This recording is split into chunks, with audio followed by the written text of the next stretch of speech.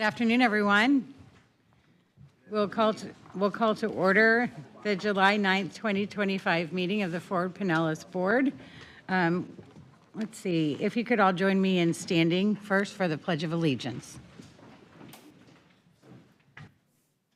I pledge allegiance to the flag of the United States of America and to the republic for which it stands, one nation, under God, indivisible, with liberty and justice for all.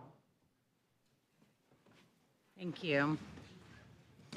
And now we will go around the room and do self-introductions. We can start with Councilmember Patty Reed. I'm Councilmember Patty Reed from the amazing city of Pinellas Park.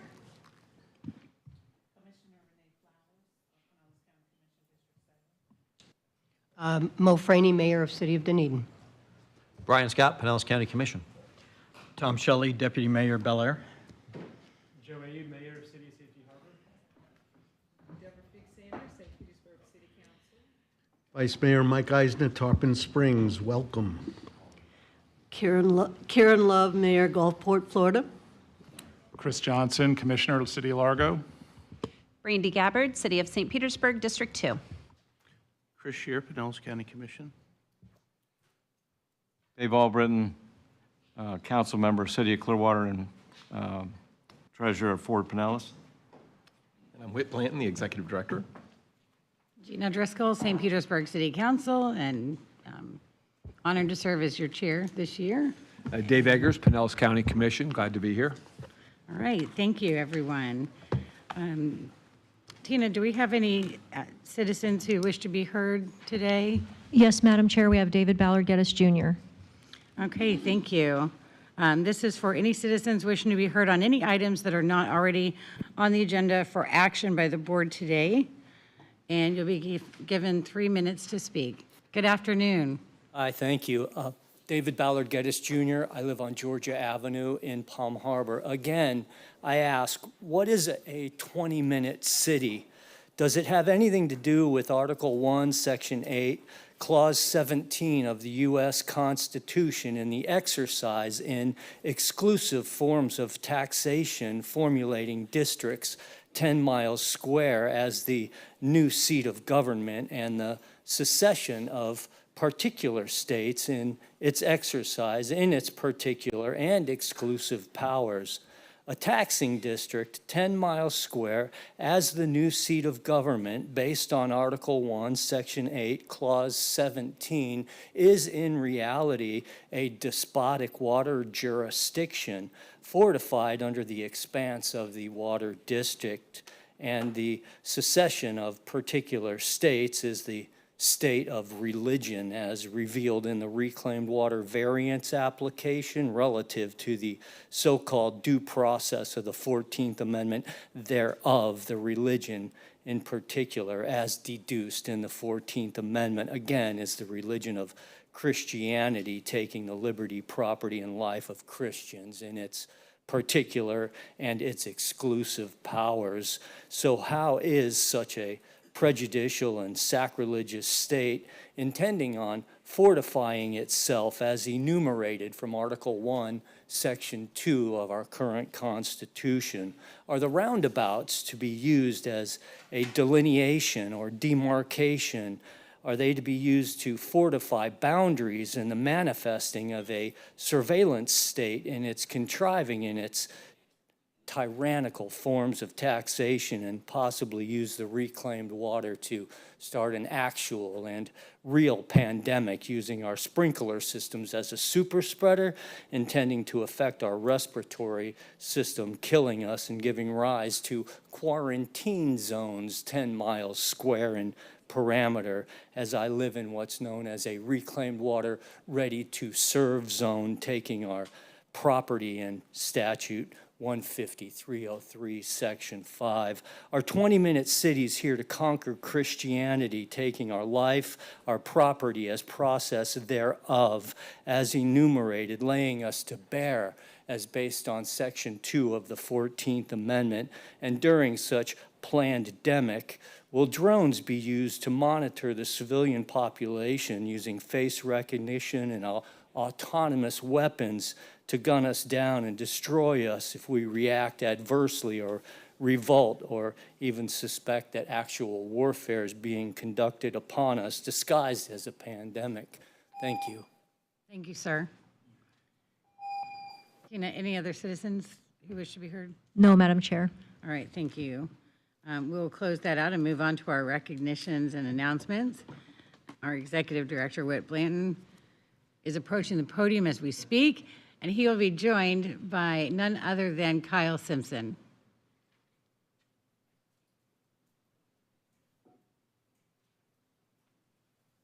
Well, good afternoon, board members. It's my pleasure today to recognize Kyle Simpson, standing before you. He's our active transportation planner for 3 years of service here to Ford Pinellas.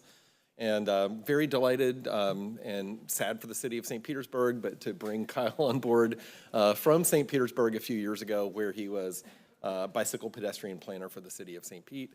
I think Kyle has really appreciated having a countywide perspective and even a regional perspective. He is our staff person to the Multi-Use Trails Committee that serves the Tri-County area. And, you know, he's the closest thing we have to an engineer on staff. He's not an engineer, he's a planner, but he is really sharp and very technically astute about bicycle pedestrian issues, to the point where I think he probably has more knowledge than most people in this region on the subject, and we're lucky to have him. So Kyle, I don't know if you want to say a couple of words, but here is a nice little shiny pen for 3 years.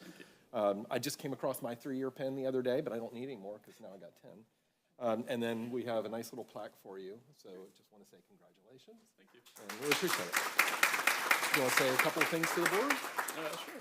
Yeah, no, I've appreciated my time here working with the staff and everyone on the board and their employees at the local communities that we serve, working with some of you on our Bike Our City events that we hold every year. It's been a really rewarding experience, and I look forward to continuing. Thank you. There you go. Congratulations. Thank you. And Kyle, it was difficult to have you get stolen from the city of St. Petersburg back then, but I have nothing but pride and admiration for you and the work that you do, and just having you as part of this team on Ford Pinellas working for the betterment of our region makes St. Petersburg better along with everyone else. So thanks for all you do. You're truly appreciated. Thank you. All right.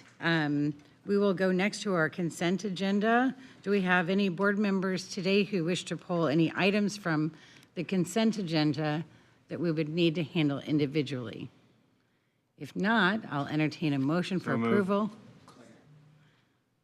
All right, we have a motion and a second to approve the consent agenda. All those in favor, please say aye. Aye. Any opposed? The motion carries. Thank you. Next, we'll have our public hearing items. This is for the Pinellas Planning Council, and it will be conducted as follows. I'll first ask the board members to affirm that they've reviewed the staff report and materials provided to them. So unless anyone speaks up and says otherwise, we can see that everyone has received and had an opportunity to review the materials. We do have Ford Pinellas staff available with a presentation and to answer any questions. We also have the applicant, local governments available for questions, and then we would have any proponents of the proposal available to speak, then opponents, and finally any other citizens who wish to comment or ask questions on this particular case. Then the board will have an opportunity to ask questions. I'll close the public hearing, and we will deliberate and take action. That's how it goes. So with that, See if anybody has any desire to have a presentation. If you could please indicate if you would like to have a presentation on this item today. Just one question. Sir? Well, one question from staff. Do we have do we have a lot of feedback, and I'm sorry if I missed that part, do we have a lot of feedback from the public on these requests? Negative, I would ask, really. I don't believe we've had any significant public comment on this proposal, and I'm looking at staff to confirm that, and Emma says no. Okay. Then I would move approval on the request. Okay. So we have a motion and a second to approve this request. Tina, do we have any citizens who wish to be heard on this item? No, Madam Chair, we do not have any proponents, opponents, or citizens wishing to be heard on this. Okay, thank you. If the board doesn't have any questions on this, we can close the public hearing, and I'll entertain a motion for approval. Well, we do have a motion and a second for approval, so we'll go ahead and vote. Is this one a roll call vote, Tina? All those in favor, please say aye. Aye. Any opposed? The motion carries. Thank you.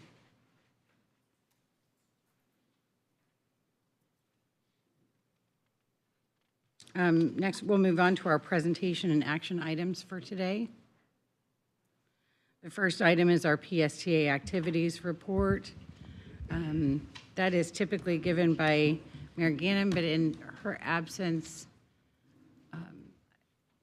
Councilmember Fig Sanders, as the chair of PSTA, do you have the PSTA report to present?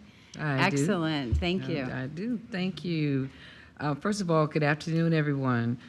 With PSTA reporting on our ridership and new services, our overall ridership was slightly down 1%, 942,230 in May versus last year of 950,552, likely caused by there being one fewer weekdays this year than in 2024. PSTA's Grouper Airport Express from St. Petersburg Clearwater Airport to Clearwater Beach also had really strong ridership in its first year, where there were 815 riders in May on this on-demand service. In regards to the Clearwater Ferry, ridership was down from the peak of spring break, but with the return of a two-boat service, ridership remained strong on the weekend service with 858 riders in May. In regards to the Cross Bay Ferry service, an RFP for a private contractor to operate the service has been drafted by PSTA staff and will go out to bid in early August and close at the end of August. A contractor will be chosen in early September. In regards to the Clearwater Station, PSTA has issued an invitation to bid for the construction of the new Clearwater Station in downtown Clearwater. Bids are due this week on July 11, 2025. PSTA is running on schedule, beginning construction this fall and opening the state-of-the-art facility in early 2027. PSTA's fiscal year 26 proposed budget. PSTA presented its draft of the fiscal year 2026 budget, which implements the Connected Community Bus Network recommendations and launches the new Spark Premium service in South Pinellas and restarts the Tampa Bay Ferry service. All of this along with the tax rate reduction, new UPass partnerships, and no fare adjustments. In regards to successful events, PSTA is providing cooling buses at several events over the past 2 weekends, helping to keep our community members safe from heat stroke during our outdoor summer events. Additionally, since we use battery electric buses from our fleet, they are perfectly silent while providing an air-conditioned space and do not disrupt the activities where they are stationed. While on the cooling buses, the public had the opportunity to review and ask questions regarding our upcoming Connected Community Bus Networks, making the events an additional education and outreach opportunity. And thank you, Chair. There's the PSTA report. Thank you. Does anyone have any questions on the report? Excellent. All right, we'll go ahead and move to our regional activities report. Whit? Thank you, Madam Chair. As you all know, we are working on a process to consider potentially merging the 3 MPOs in Pasco, Pinellas, and Hillsborough County. Those efforts are ongoing this summer, and I wanted to highlight a couple things for you. First of all, we have selected a consultant to assist with the management and legal and cultural development of what this organization might look like. Again, we won't be making any decisions for the next year or so, but They will aid that decision-making process, which will need broad regional support to move forward. I have been briefing our legislative delegation members. I had my first meeting with one of our Pinellas representatives this week, and I'll have more scheduled in the next few weeks and the next month, really just to see if they have questions about the process and updating them on the steps we are taking. And I've gotten some good questions already about the process. The consultant will be approved by the Hillsborough TPO in August, at their August, I think, 11th meeting. And then we'll be underway with a notice to proceed shortly after that.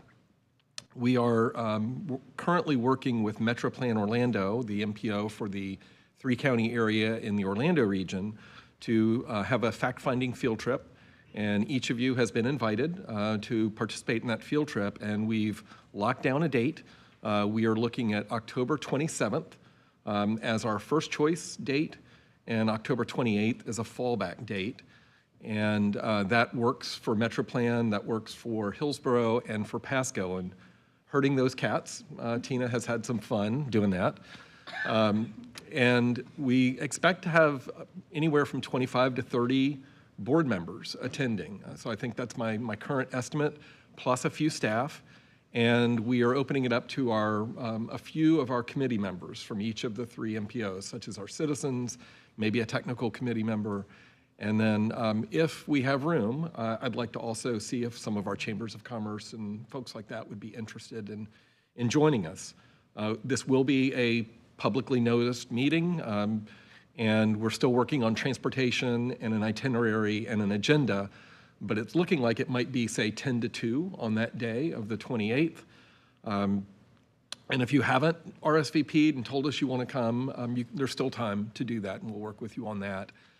One of the things we want to accomplish is some one-on-one time between individual elected officials from that region and our region, so that you can ask candid questions, and then we probably will include some kind of a panel discussion and maybe some staff overview of how their MPO operates.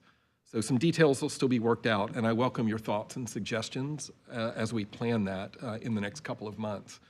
But in the meantime, keep a mind open for October 27th, and stay tuned for details. And I'll see if you all have any questions about any of those items. No questions? Sounds good, I guess. All right.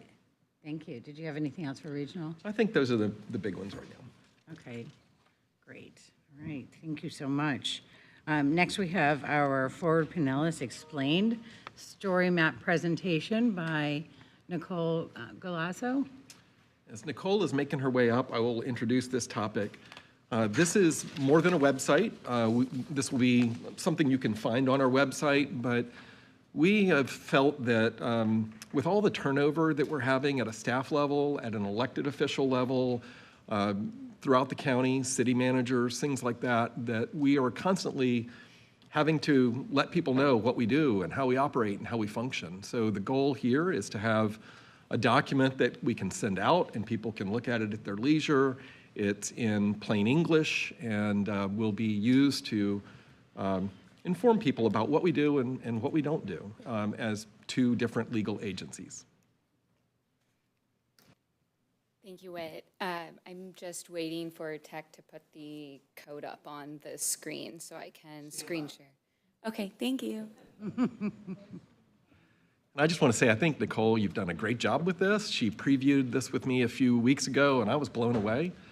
And I think we'll have a really good reaction. And I do plan to follow up all my legislative delegation visits by sending this link to each one of them. Oh, nice.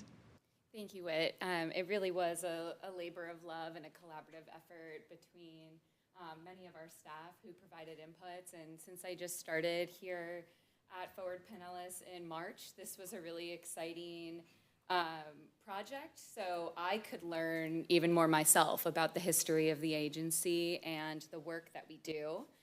So there we go. All right.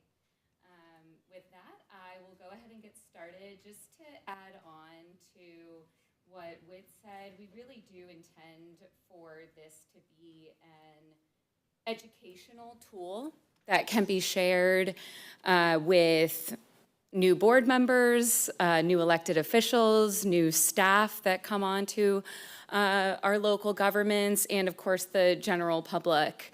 That really explains who we are and what we do here as the countywide planning agency. And I am going to just give you a brief overview today. You did get a link in your agenda packet, and we'll also be rolling this out through a blog post on our social media channels, and it will live on our website as well. So you can share this with anybody who asks you, what is this Forward Pinellas board that you're on, and why does this countywide planning agency exist? So with that, I will go through each section. Now, of course, the text is going to be a little small because I'm sharing it from my browser, so I won't be reading every word to you, just kind of giving you the highlights. So we begin with our introduction that explains that we are the Pinellas Planning Council and Metropolitan Planning Organization, both of which are legal entities. And our role is to bring our county's 25 local governments together to plan how we grow, move, and thrive as a region. And that's about, I guess, as fluffy as it gets, because the rest of this is very detailed and really gets into exactly what it is that we do, the plans we produce, how we're funded, how we help fund projects countywide. So we thought it was important to start with some project highlights, just in case somebody doesn't make it through all of the tabs that you see up here.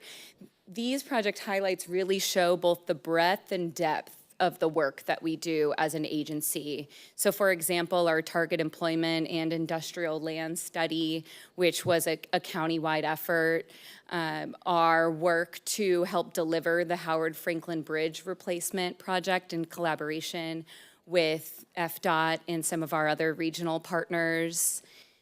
An example of our hyper-local work with the Gulfport Waterfront Building Forum project, where we provided technical assistance to help Gulfport update its building design regulations in its downtown district so that redevelopment would fit in with the character of the surrounding area. And then another to demonstrate the breadth of our work and how it feeds into local planning efforts is our role as kind of the data stewards of the county, where we track, maintain, and report on traffic counts, crash data, and the Pinellas trail counts, all of which are used to help prioritize projects and also relay the importance of transportation improvements to help get funding for future projects.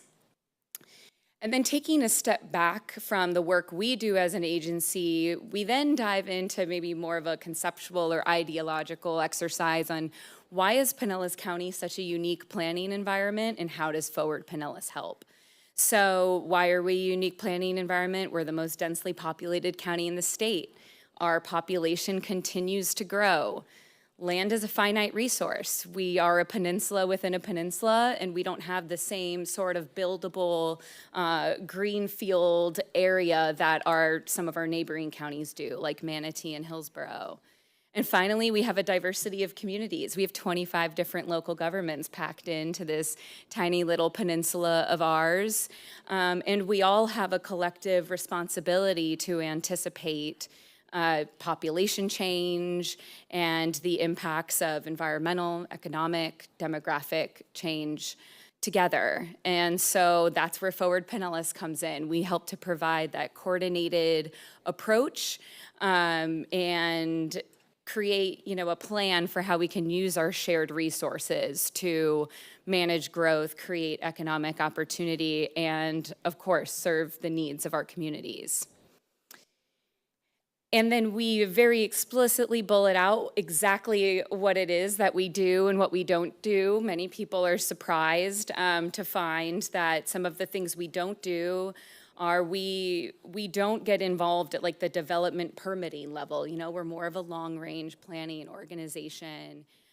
We also don't decide what infrastructure projects get built or when. We certainly help prioritize and get funding for them, but some of those things are out of our control. So this is really a section for someone who maybe doesn't know what a countywide planning agency is. Through reading these bullets, they'd be able to get a sense for the types of activities we undertake on a day-to-day basis.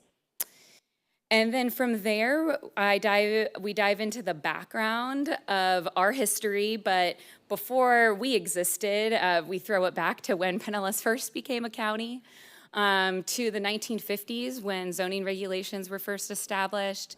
And then we get into the history of the PPC, the first comprehensive land use plan, the MPO, and finally it brings us through to the merger in 2014 and present day.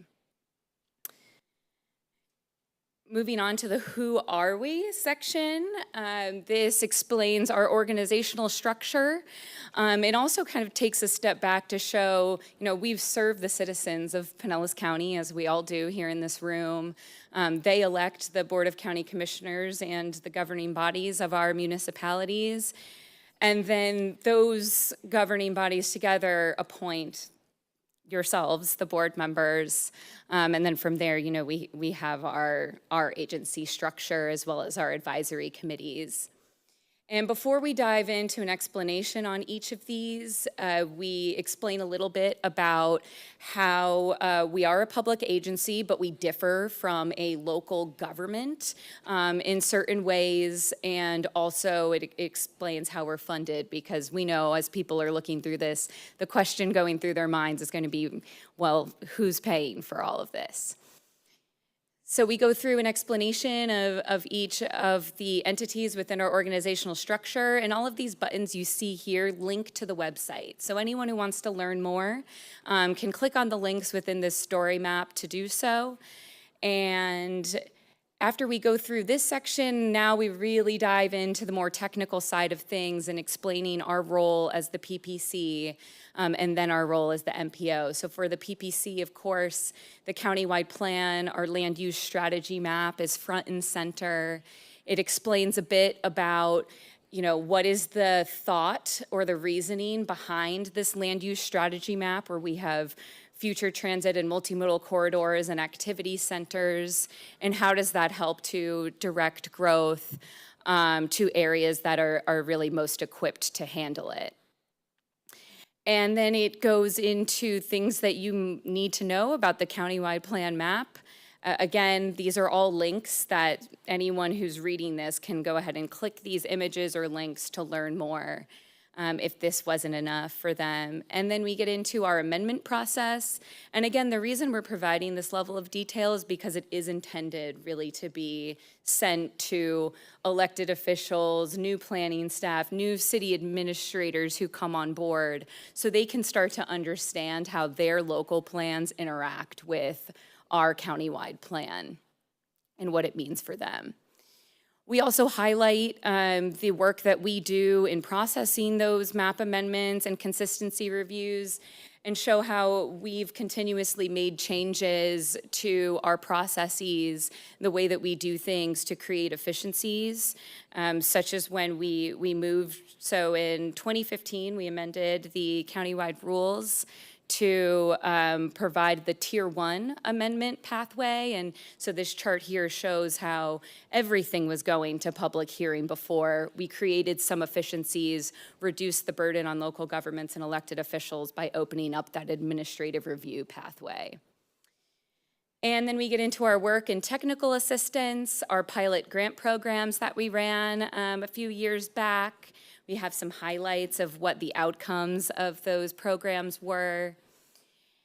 And finally, we end with our intergovernmental coordination efforts. So we highlight our how we address our county's critical need for attainable housing, the Live Local Act dashboard, our knowledge exchange series, and provide just some little highlights to demonstrate to people exactly what that work entailed. And then we move on to our role as the MPO, very similar to what you just saw for the PPC. We highlight the major plans and programs that are the responsibility of the MPO, including the long-range transportation plan, The active transportation plan, we have a little highlight here to show how by programming some of those projects or identifying them in the plan, we were able to program them and seek funding. And then we highlight our other MPO initiatives, from our Safe Streets work to our annual Bike Your City event. Again, showing kind of the breadth and depth of the work that we do. And we have a project, another project spotlight to show the outcomes of our local grant program through the MPO. And then to bring it all together, we have a tab dedicated to our investment corridor strategy, which really describes exactly how we integrate land use and transportation planning countywide.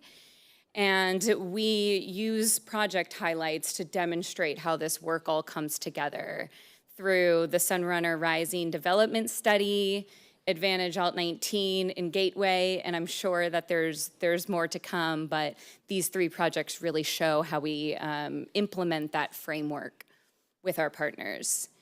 And then the story map ends with ways for people to connect with us and get involved, whether that's to interact with us in person, coming to a meeting, watching online. Again, all of these buttons will bring someone to the website so they can easily find our meeting calendar or connect with us.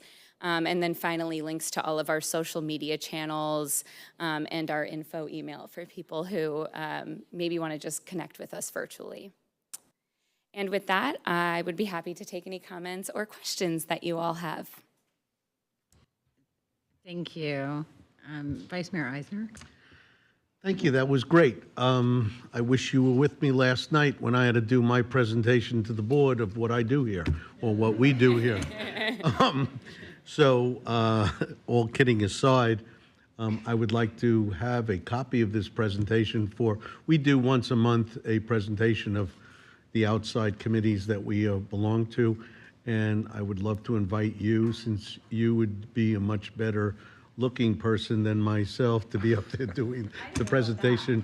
I'm kidding with it, but you know, your presentation was eloquent in your speech and how you presented what we actually do. So I would, you know, whether it be next month or the month after, I would love to have you come to Tarpon Springs. You know, I'd butcher the thing and you wouldn't, so I would appreciate you coming, and thank you. It was really informative. I had to do my presentation yesterday. I believe I was the only one from representing Forward Pinellas at the MPO, what an MPO is. And so I did the best I could with that, and nobody exited while I was speaking, so I was way ahead. But thank you, I appreciate your help. Yes, of course. We will make sure that we send out the link to all of you following this meeting. It was included in your packet, but we'd also be happy to come and present at a future meeting at any of your committees or local governments. All right, thank you. Mayor Freeney. Yeah, no, I just wanted to compliment you on the job. I think, I always think the kindergarten approach is good, which I think is what this is. It's really trying to ask the question, give the direct answer, and I think it's great. I think it'll help people. Thank you. Thank you very much. Commissioner Flowers. Thank you, Madam Chair. Wonderful, not too clunky and junky on pages, so you can clearly see the information that's being provided. Question. So we have a lot of photos up there, which I love because it also promotes our community. I presume we will be probably changing some of those things in and out as things change. And if we are going to do that, are we archiving some of the things that are currently there so that if somebody wanted to go back and look up something prior to, they still would be able to find it on our site? So regarding the picture, this story map is fully editable, even with the public link that we'll send out to all of you. Even as we make edits, nothing will change with the link. So we can certainly update pictures, add new project highlights over time. I guess the second part of your question was about an archive, right? Like, how could somebody go back to this original version? Did I understand? Not necessarily the original version, but maybe there's the old strategic plan, right? Maybe there's the old strategic plan, now you're uploading the new strategic plan. Would there be a place where they could go in and look at the previous and maybe want to compare it to the current or something like that? Not saying people in the public wouldn't necessarily do something that intrusive, but. Sure. So on each of the tabs where we highlighted or linked to one of those documents, let's say the countywide rules or a strategic plan. So the story map just provides a brief description, but then a link for anyone who wants to learn more. That would take them to our website where all of both the current version and the previous versions of those documents would live. So they would certainly be able to access them through our website by way of the story map. Thank you. Yep. All right, thank you. Anyone else?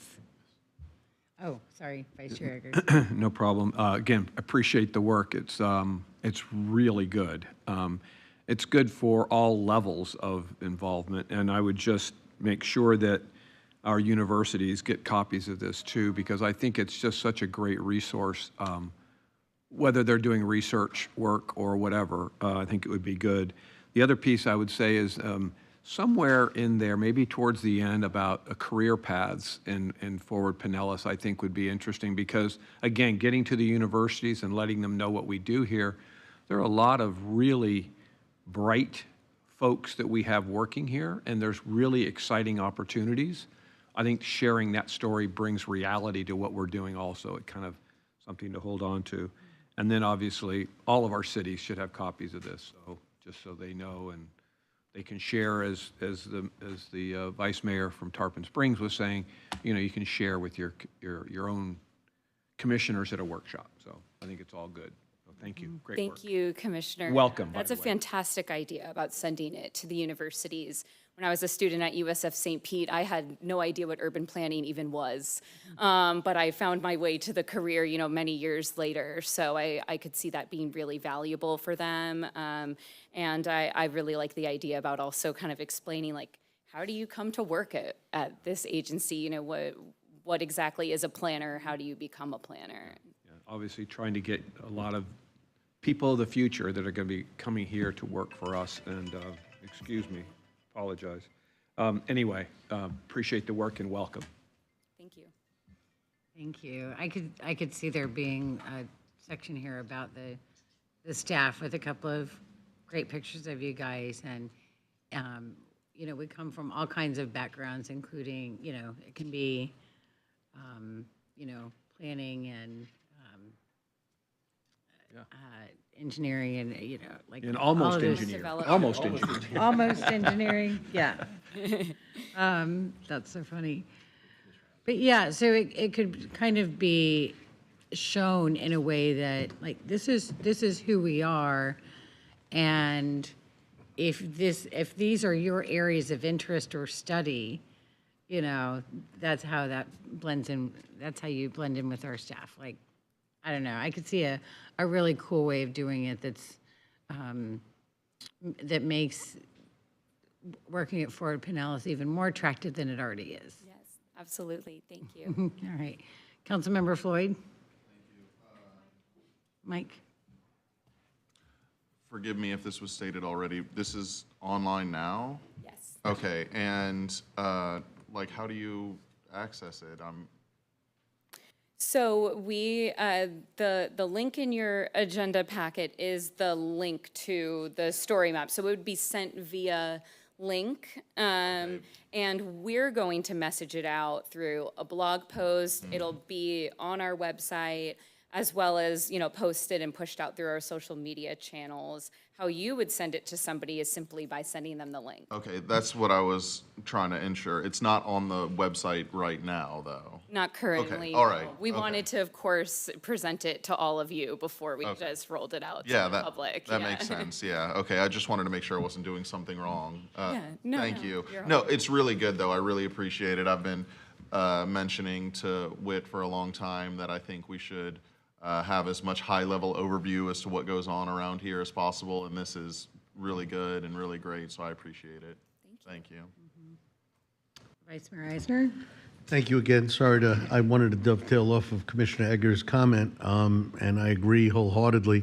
We as a a board last night decided to, every commissioner take a school classroom and do a presentation on what we do on our level. And I would love to have this, just in case they get bored with what I do, to try to see that it's not only to be at a local level, but also to come back as a regional level like what we do. So I just think it's fantastic to have this in my back pocket. I'm just so impressed with it. It's amazing because as I'm new here, I didn't know we do all this. So it's interesting. I just thought it was a place that you come to kind of beg for money at first. And I'm still doing that, but there's more to it than that. That and more, yeah. Yes. Well, it's more planning on how you're going to strategically beg for money is what I would like to call it. So, but I thank you for doing this because, like I said, I do want to have my class would at least have access to what I do, and then also if and when they do proceed and go off to St. Pete College, that this awaits them as also. So, thank you, appreciate it. I'd also like to point out that we have, at every one of your meetings, you're appointing new members to our Citizens Advisory Committee or Bicycle Pedestrian Advisory Committee. And you gave a presentation to the CAC the other night. They don't often hear from the land use staff. And I think they were really appreciative, is what I heard. And every one of those new members comes on board, and I meet with them one-on-one, just to kind of figure out why they're here, what they're about, what they're looking to accomplish as a member of our committees. And a lot of them are like, I've been on the committee for 3 or 4 months. I still don't really know what you do. So I think this is going to be helpful in onboarding our committee members so that they can be more productive and effective. Yeah, and to be honest, at that CAC meeting, we even had some members who said, I've been on this committee for 3 or 4 years, and I didn't even know that was all that you did. So it is really, because they just, people are hyper-focused on their role, which is more of the MPO side, and they enjoyed seeing, about more of the work we do on the PPC side of things. So thank you all so much for the feedback. Of course. Thank you. Anyone else? All right. Well, there's no action to be taken on this item, but you jumped right into the action when you started with us, and what a great first project for you. Thank you, and great job. I appreciate the opportunity. Thank you. All right. Thanks.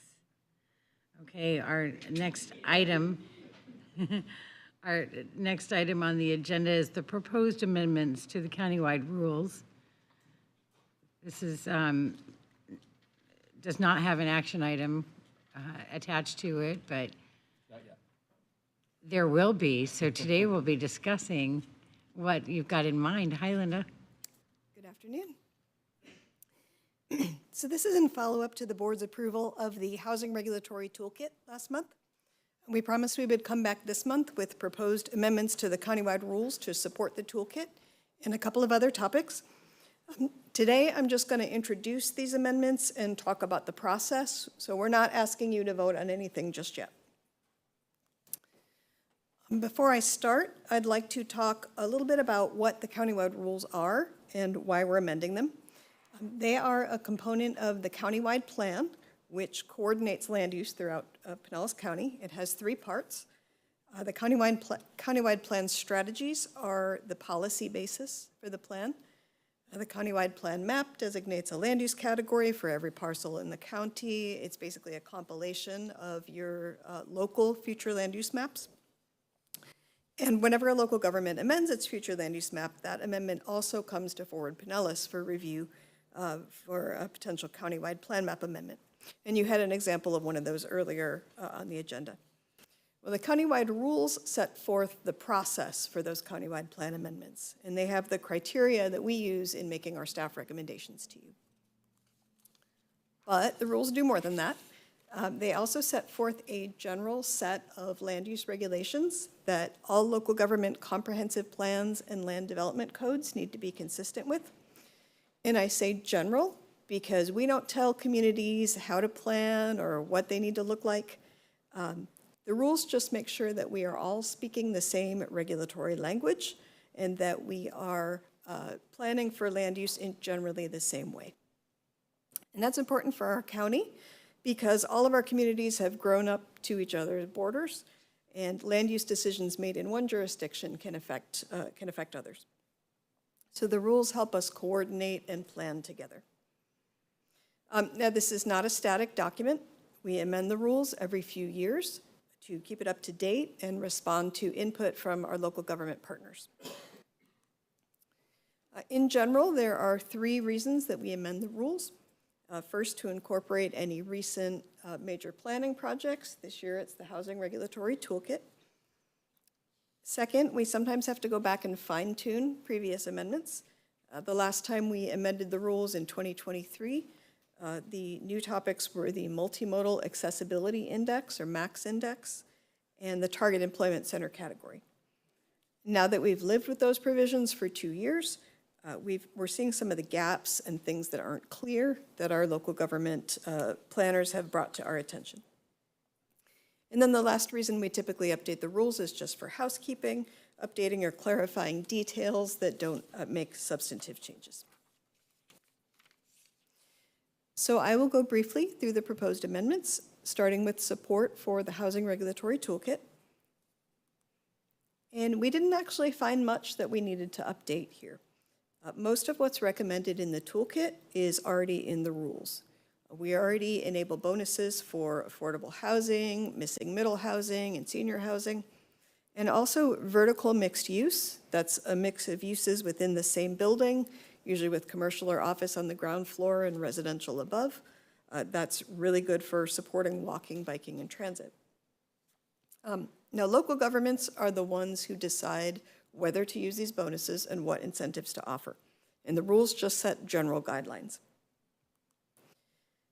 For the existing bonuses, we are not proposing any substantive changes, but we do want to update the wording to make them clearer and add some common definitions that are recommended by the toolkit.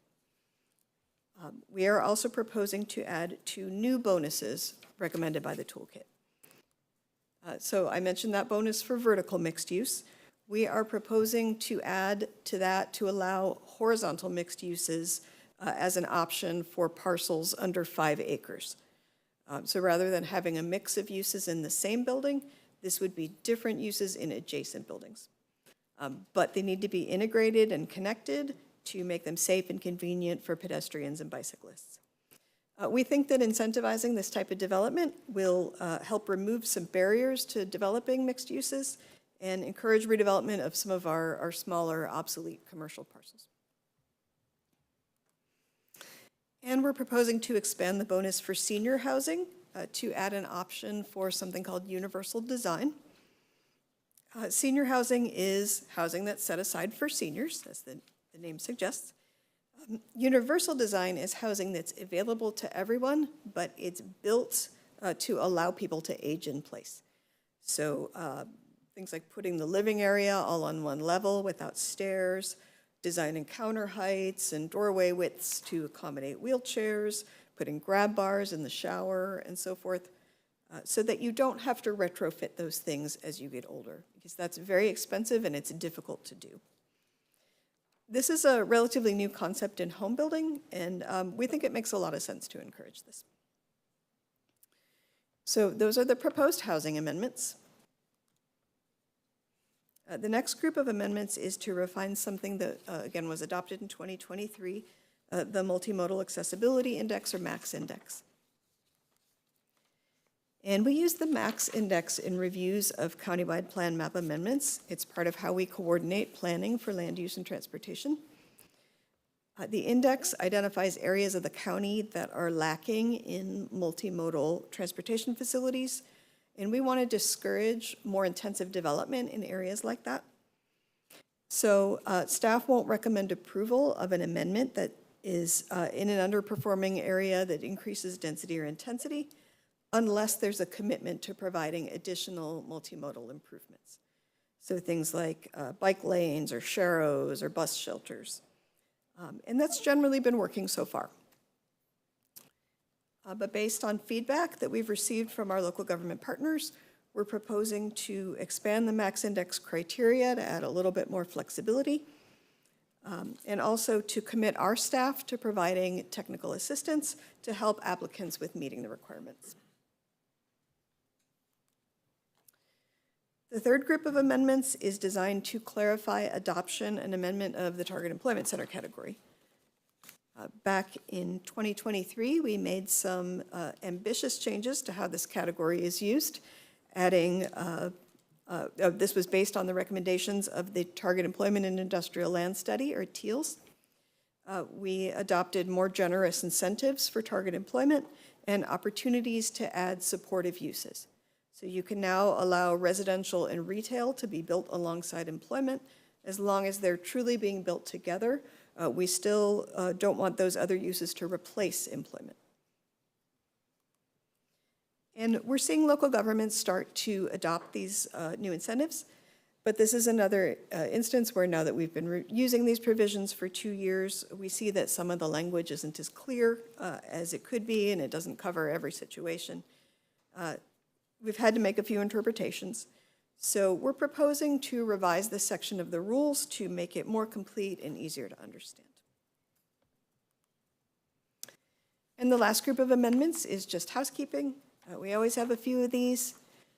These are small tweaks that update or clarify specific parts of the rules. We're proposing a few that relate to how we process amendments, things like submittal timing and notice requirements. And we're also proposing to update or add a couple of definitions that people have requested.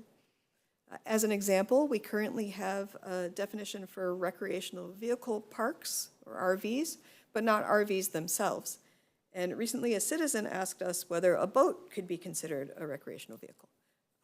That's not the conventional meaning of that term, but we didn't say that in the rules. So we want to go ahead and add that definition to make it clear. And again, these aren't substantive changes. These are things that we're already doing. We just want to make sure we're stating them clearly. So those are the proposed amendments. This, again, today is just an introduction. And so I'll talk about the next steps. There is a formal process to amend the rules, which we propose to start in September. It starts with a recommendation of approval by the Planners Advisory Committee. Then it comes to this board for a public hearing for you to consider recommending approval. Your recommendation goes to the Board of County Commissioners in their role as the countywide planning authority. They are the approving body for amendments to the countywide plan, and they need to hold 2 public hearings in order to approve the changes.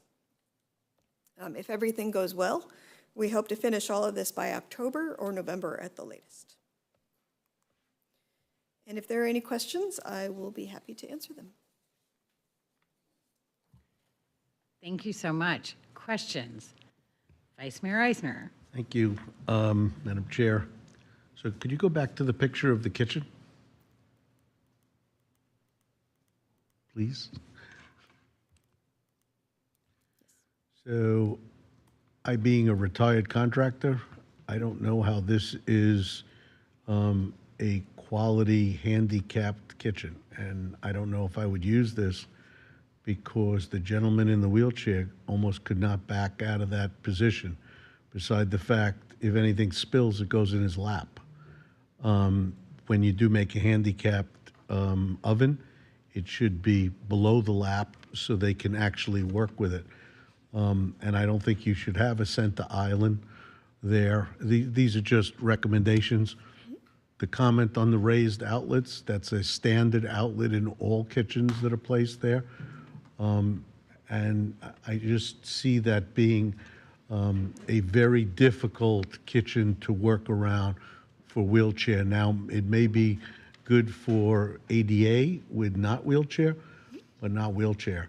The wider doorways are great in one spot, but they need to be wider doorways throughout the entire, because if you can't get in the house, you can't use the doorways inside the house. So I just, when I was looking at it, it gave me thoughts. So I would just like to see a different picture than that one, because if you do have a contractor, they're going to pick up on all of those things. So that's my only input. Thank you. I appreciate your expertise. I was relying on Medford Remodeling from Arlington, Texas, and their promotional photo, but those are really excellent points that I hadn't considered. So we'll look for a different image. Thank you. Vice Chair Eggers. Yeah, on page 11, you talk about the max index. You had just a brief comment about how they're being received and how it's being used and where we've gotten pushback, and just trying to get a kind of an overall, maybe a little bit more feedback that we've gotten from that. The hiccups that we saw were really in the very beginning when applicants weren't aware of the new requirements, and by applicants I mean local governments, weren't familiar with the new requirements, and we realized that we had to provide more technical assistance to help people through the process. Generally, for the most part, the amendments we've had that were in underperforming areas were places where facilities were already planned in our 5-year work program, so that the applicants didn't need to do anything additional. We did have one amendment where the applicant was going to fund Sharrows, but that, I believe that project has fallen through. But by and large, a lot of what this does, we do a lot of work behind the scenes with pre-application meetings with local governments. And so before an amendment gets seriously proposed, we do a lot of work ahead of time to say, hey, this isn't the best area for this. We're not sure we'll be able to support this. And so that the max index has been really helpful for that. So we're not finding it to be detrimental to folks wanting to increase intensity on their property. Okay, thank you. I think Linda's point about the pre-application meetings are really important. We had a few amendments come through right when the max index was introduced, and they didn't meet with us beforehand, and they had already passed the amendment at their local government level. And then we're like, oh, well, we've got this max index, but they didn't meet with us beforehand. So we've, I think, remedied that now, so we're requiring those pre-app meetings. All right. Anyone else? Okay, I have a few questions. When you, okay, so regarding, let's start with universal design. I like where you're going with it. I'm wondering, is this something that is already naturally becoming more common in the development world today with new build? There is a certification process, and my understanding is that most developments don't pursue certification. Some of these elements may already be incorporated, but not in a formal way. Although I will defer to our contractor.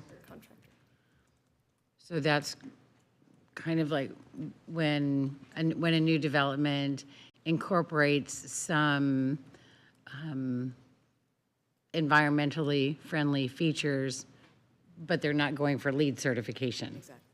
So they're making the effort without trying to get that certification. Okay. Right. And this bonus is tied to a formal certification process that the local government would have to follow. Okay. Great, I like that. With the TEC changes, this can, for me, this can get complicated very quickly. I just want to make sure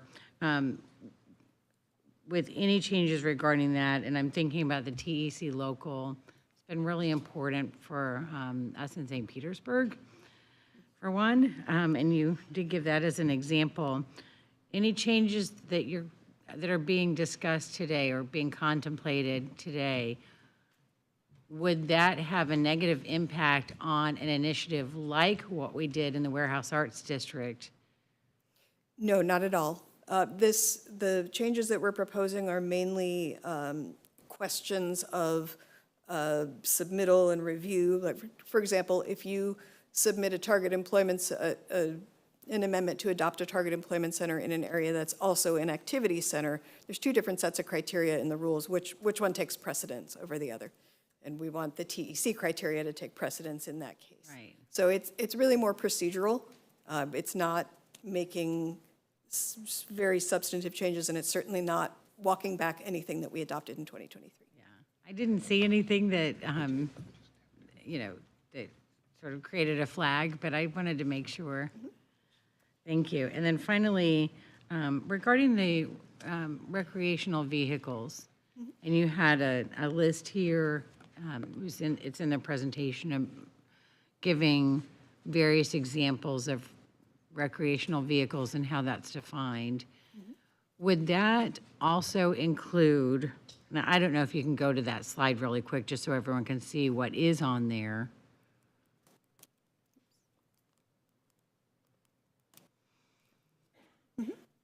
So you've got travel trailer, motorhome, camper intended for travel and designed for temporary habitation. Would this also include, let's say, like a big van that was modified, not originally built to be used for temporary habitation, but modified for such? Would that fall into that category, or would that be excluded from any consideration regarding recreational vehicles? So this says a vehicle designed for temporary habitation. Does that mean originally built? Or if something is modified, then would it too fall into this category? I would say if it's modified, then it would fall into that category. That level of specificity is really up to the local government. We try to keep it general, so we try to give examples. But if your local government wanted to specifically exclude those vehicles, we would consider that a local matter. But from a countywide perspective, we wouldn't have any heartburn with converted vans being included in that category. Right, right. We have some different definitions. So I'll be interested to see how, I want to make sure we don't have anything that's conflicting that would create some heartburn for somebody down the road. And that's not an issue that we really considered when looking at these amendments, so I will double check the local codes and such to make sure that we're not conflicting with anyone, because that's certainly not the intent. Okay. We just mainly wanted to clarify that boats aren't part of it.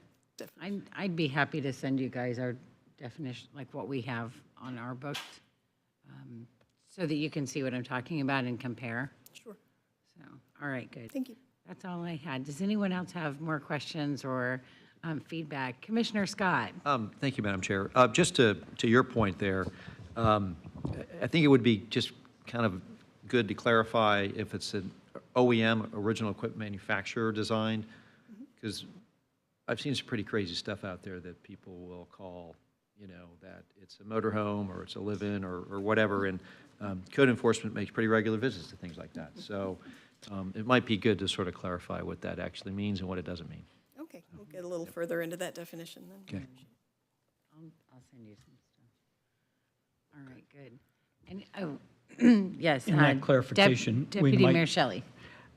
In that clarification, we might also want to include, does it have a bathroom in it or not? Right, and maybe that's part of that could be a defining feature. So, good point. So, there's so much there. Okay, Vice Mayor Eisner. Thank you. So I needed to make some clarifications because I didn't know if this was going to be an ADA type recreation vehicle or not, because most of those vehicles only have like 2-foot doors, like bathroom doors to get in and out. So they don't have ramps, they have steps. The bathrooms, as it was stated, no ADA could fit into it.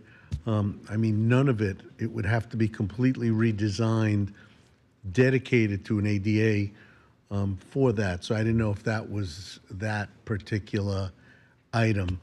And as far as FEMA has rules and regulations that if you have any water damage from a flood, none of these can be placed on your property unless they're on 4 wheels at all times, and they don't supply it. So the rules really only regulate RV parks. So this would be, it's intended to be a general definition of what type of vehicle could go in an RV park, since we didn't have a definition in there. But I understand, I remember we discussed the trailer issue a few meetings ago after the hurricanes. We have a general temporary housing provision in the rules that, again, just defers to the county and to the state and FEMA for regulating this sort of issue that you're talking about. But that would be a different section. All right. Mr. Shelley? So the Vicky Lopez bill from last year would have made it mandatory statewide for all communities to allow accessory dwelling units. And I think one of the reasons we need to make this as clear as possible is that may pass next year and RVs may be included statewide, and we really need to think that through. Thank you. Another good point. Anyone else? Yes, Commissioner Reed.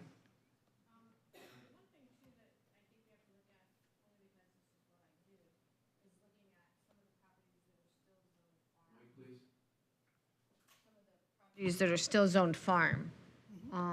Things happen a little bit differently on those properties due to what we go through or what we have and so forth, as far as living quarter horse trailers or things that we have to do that is not typical recreational vehicle. It's a mode of business. So I just want to make sure that we remember some of that stuff, because we do still have a lot of farming areas that are zoned farm. So that's such a great point. I wonder if that would be considered equipment, though. Well, it depends on how you do it in your business, actually, because we have some that are living quarters, horse trailers for our businesses. And you have some that are under, like, if you're personal use, you're using it for something else. So, but yeah, just a thought. Thank you. This is fascinating.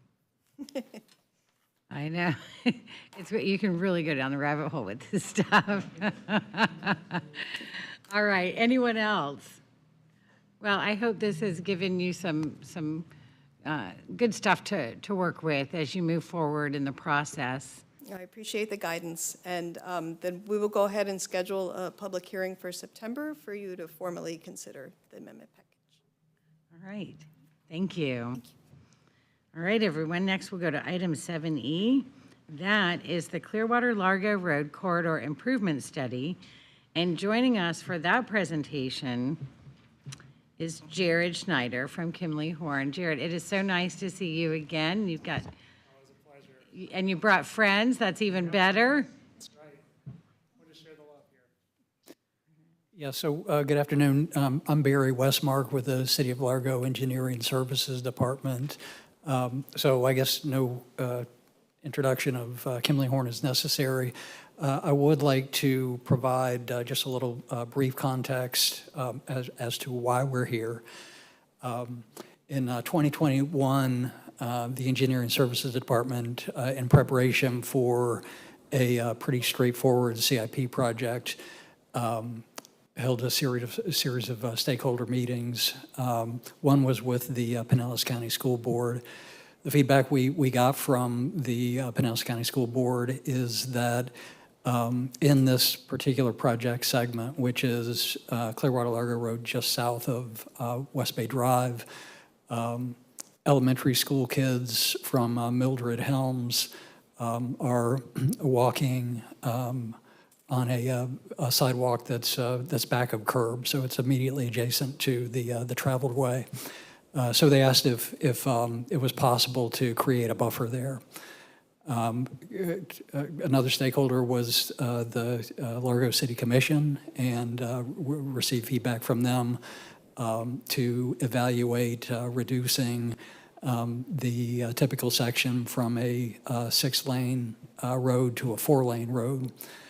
So next phone call was to Pinellas County staff, and the answer I got was not no, but any such request up to and including lane repurposing really needs to be supplemented with a technical evaluation, and they recommended also a public outreach, including businesses.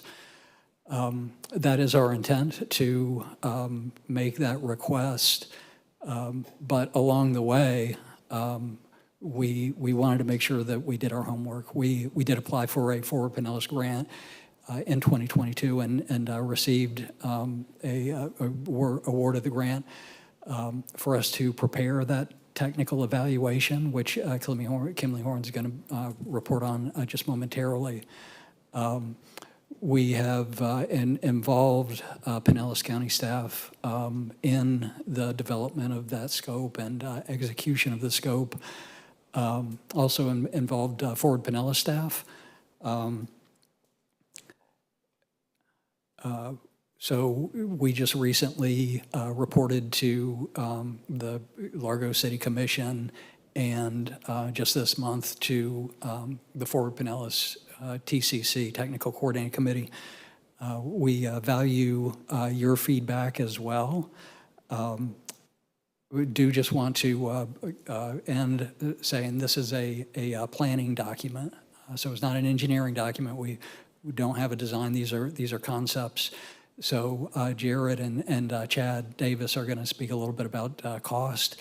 Please understand those costs can change during design, and funding would also need to be identified. So with that, I'd like to turn over to Kimley Horn. Thanks, Barry.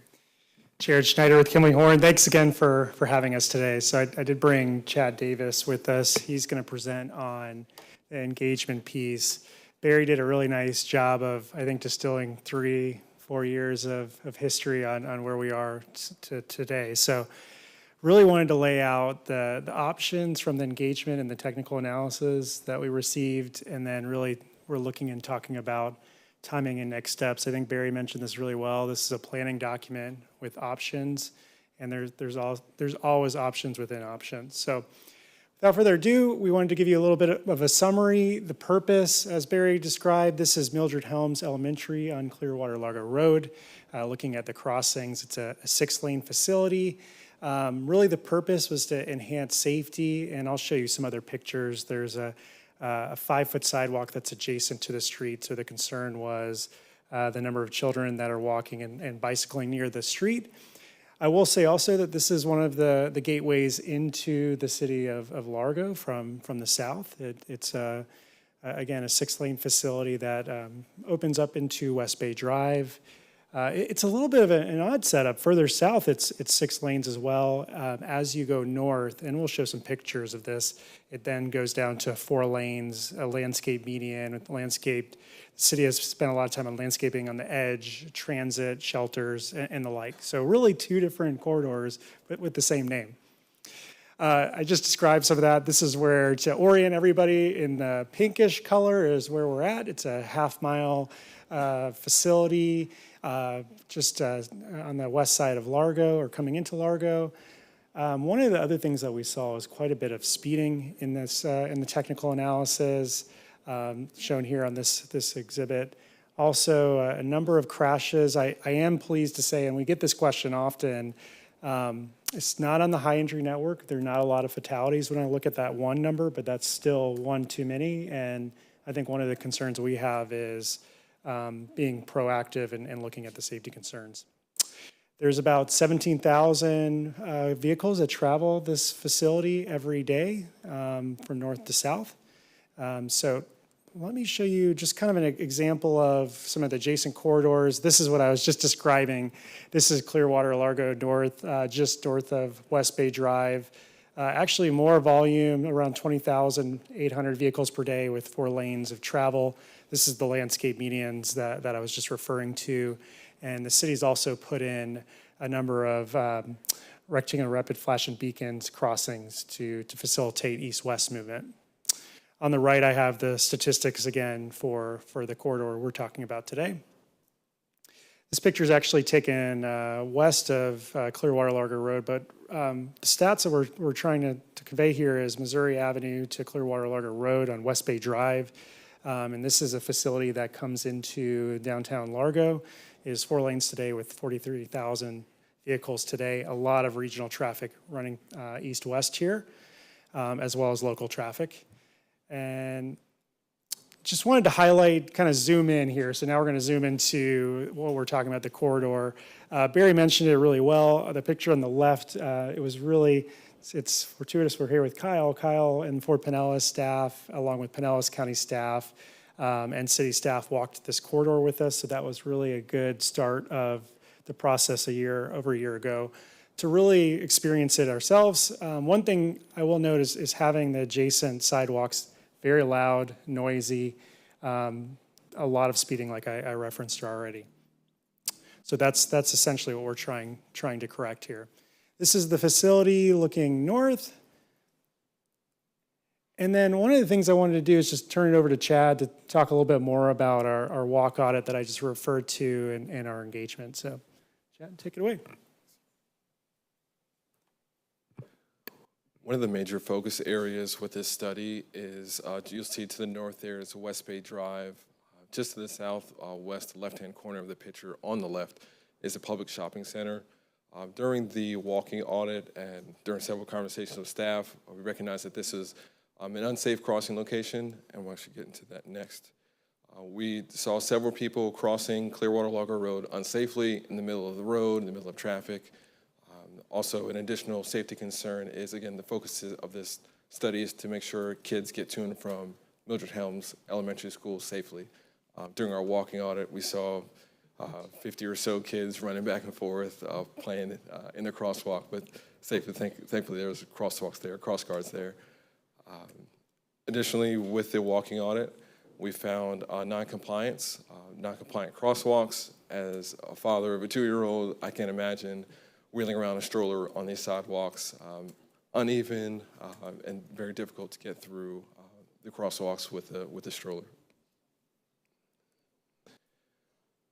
There's lots of engagement with this project. We had several touch points with the community. As we mentioned, we had the walking audit. Additionally, we had a community input meeting to figure out what sort of recommendations or improvements people would like to see. We also released 2 surveys throughout the entire project, one at the beginning to kind of get a feel of what's the top priority or what people would like to see, and a second survey on what the preferred recommendation is, preferred concept would be.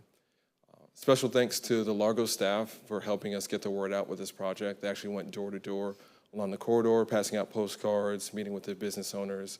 We also presented to the local chamber as well, just trying to get a holistic approach to what people would like to see along the corridor.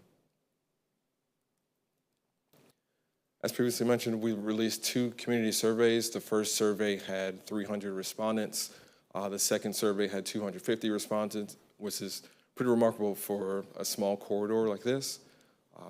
No shock to us that people did not feel safe walking or biking along Clearwater Largo Road. And after all of the engagement, meeting with Pinellas County staff, summarizing the surveys, the top 3 priorities to come out of this was pedestrian safety, reducing speeding, again, 85th percentile, showing that, and we experienced it during our walking audit as well, a lot of people speeding along the corridor, and also a top priority is reducing the number of crashes along the corridor. With that, I'll turn it back to Jared to go through the proposed recommendations. Thanks, Chad.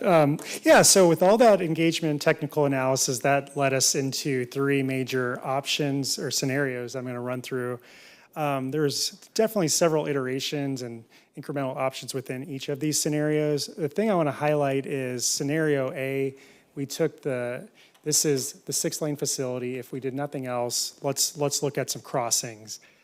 Scenario B and C take the 6 lanes, and we reimagined and repurposed 2 lanes.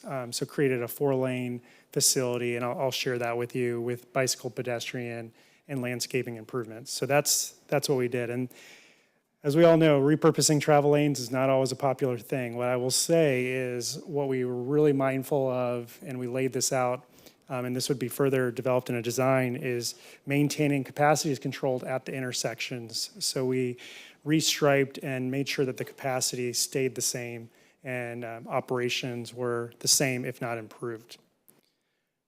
So to step through it, actually before I get to option A, this is the existing facility. Again, just to remind everybody, we have 6 lanes, 3 lanes of travel in either direction with a 2-way left turn lane, 5-foot sidewalks that are next to the curb, and a very limited right-of-way to do much else. So that's what we're living with here. Scenario A, again, what you're seeing here is that landscape medians in some select locations and crossings. So that would be an incremental early approach to look at that. Stepping into the next scenario, actually, this is just kind of showing you an example of what we're talking about with landscaping. To step into scenario B, this is where we started to reimagine some of the lanes. What could we do if we took one northbound, one southbound lane? And this is an on-street bicycle facility. As Chad mentioned, we did surveying to see what people thought about this. Definitely safer than what we have today, but I too am concerned with my children riding on a facility like this. But it was an option that we wanted to throw out there, and it does create a buffer for the sidewalks on either side. Also, landscaping on the edges and improved crossings were identified on this one. And we analyzed this, and we saw a 67% reduction in fatal and injury crashes with this type of scenario. And that's the same for scenario C that I'm going to present in a minute. So again, this is what it could look like with on-street bicycle facilities. Moving on to the last scenario, scenario C, instead of the on-street bicycle facility, a lane north and southbound travel lane was removed to reimagine space for a wider sidewalk and landscape median or a landscape buffer with landscape medians in the middle and an improved crossing. Also highlighted on this one, this is a 57% reduction in crash frequency from what we saw. On our second survey, this was the preferred scenario that we had, or the public had identified. So this is just an example of what that could look like, that wider sidewalk with a buffer from the travel lanes. With everything, we are very mindful of travel for all users in the corridor. So we looked at traffic projections and did a conservative projection of a 1% increase out to 2045. And operationally, it still works. Again, my comment back to making sure the intersections are done right is going to be key if any change happens in the future. So again, looked at it operationally, it worked out at acceptable levels. All right, so this kind of brings it all home. Essentially, all three scenarios are kind of highlighted and compared. Scenario A, again, that was just looking at the landscape median in one location. Your eyes will probably go down to this cost because that's something we always look at. Much lower cost, but that was for one mid-block crossing and some landscape medians. It would be higher than that. As you scale from left to right, you'll see increased improvements for safety, for bicycle pedestrian safety, as well as vehicular safety. And you'll also see certain infrastructures ramp up, or infrastructure improvements ramp up, like lighting. And scenario B and C would be improved throughout the corridor. So again, scenario A is lower because it doesn't include anything other than a median. All of them had none of them had right-of-way anticipated. We again try not to increase costs with right-of-way. So essentially, scenario A again was the median in one location. Scenario B, the on-street facility, and scenario C, the wide walk. B and C had very similar costs that we saw. So. All right, so we know, there's no money tree out there to improve everything we want to improve. So in the interim, what we tried to lay out were some quick wins, some 0 to 2 year things that we can do, and there are some things that can be done through striping. I think Chad highlighted that pretty well through some pictures. Improved crossings, that could be done. There's a bus stop in this area that we didn't highlight that could be improved. But really going back to why are we looking at this and the safety of students, there's definitely the restriping of the crosswalks and really striping for the school zone is going to be key. There's not even a striping for the school zone today. Then ramping up to midterm, obviously there's going to need to be continued coordination with the county and the city to figure out next steps on that. Improved lighting came up as well as a midterm. And then visionary, ultimately implementing this plan is creating that framework to move to the next stage of design to figure out what we want to do. And I just said a lot of that, but here it is again. Implement quick wins. I'm a big proponent of that. I think we all are feeling it. There's a lot to improve, and how do we get creative? I think I am definitely a proponent of that. So how we can do that with some interim solutions, and then continue to pursue funding for the next phase, and continued coordination with Pinellas County and City of Largo and Ford Pinellas is going to be key. So with that, we'll take any comments or questions you might have. Thank you so much. Councilmember Gabbard. Thank you, Chair, and thank you for the presentation. Just a couple of questions specific to the reduction in overall fatalities and injuries. So on scenario A, you don't have that laid out. So is very minimal. Very, very minimal? Very okay. Minimal. Yeah. And then lighting, so when you're looking at the graphics, it shows, that there is no lighting recommended on A or B, but then I noticed when you put them all together, B had lighting. So can you clarify that? Sure. That's a good comment. B should have lighting on this one. The cost included lighting on scenario B. Okay, very good. And then why would lighting not be included in A? It could be. Yeah, that's where there's incremental sub options within each of these, right? Yeah, you could do lighting for A. Okay, all right. Well, thank you for the presentation.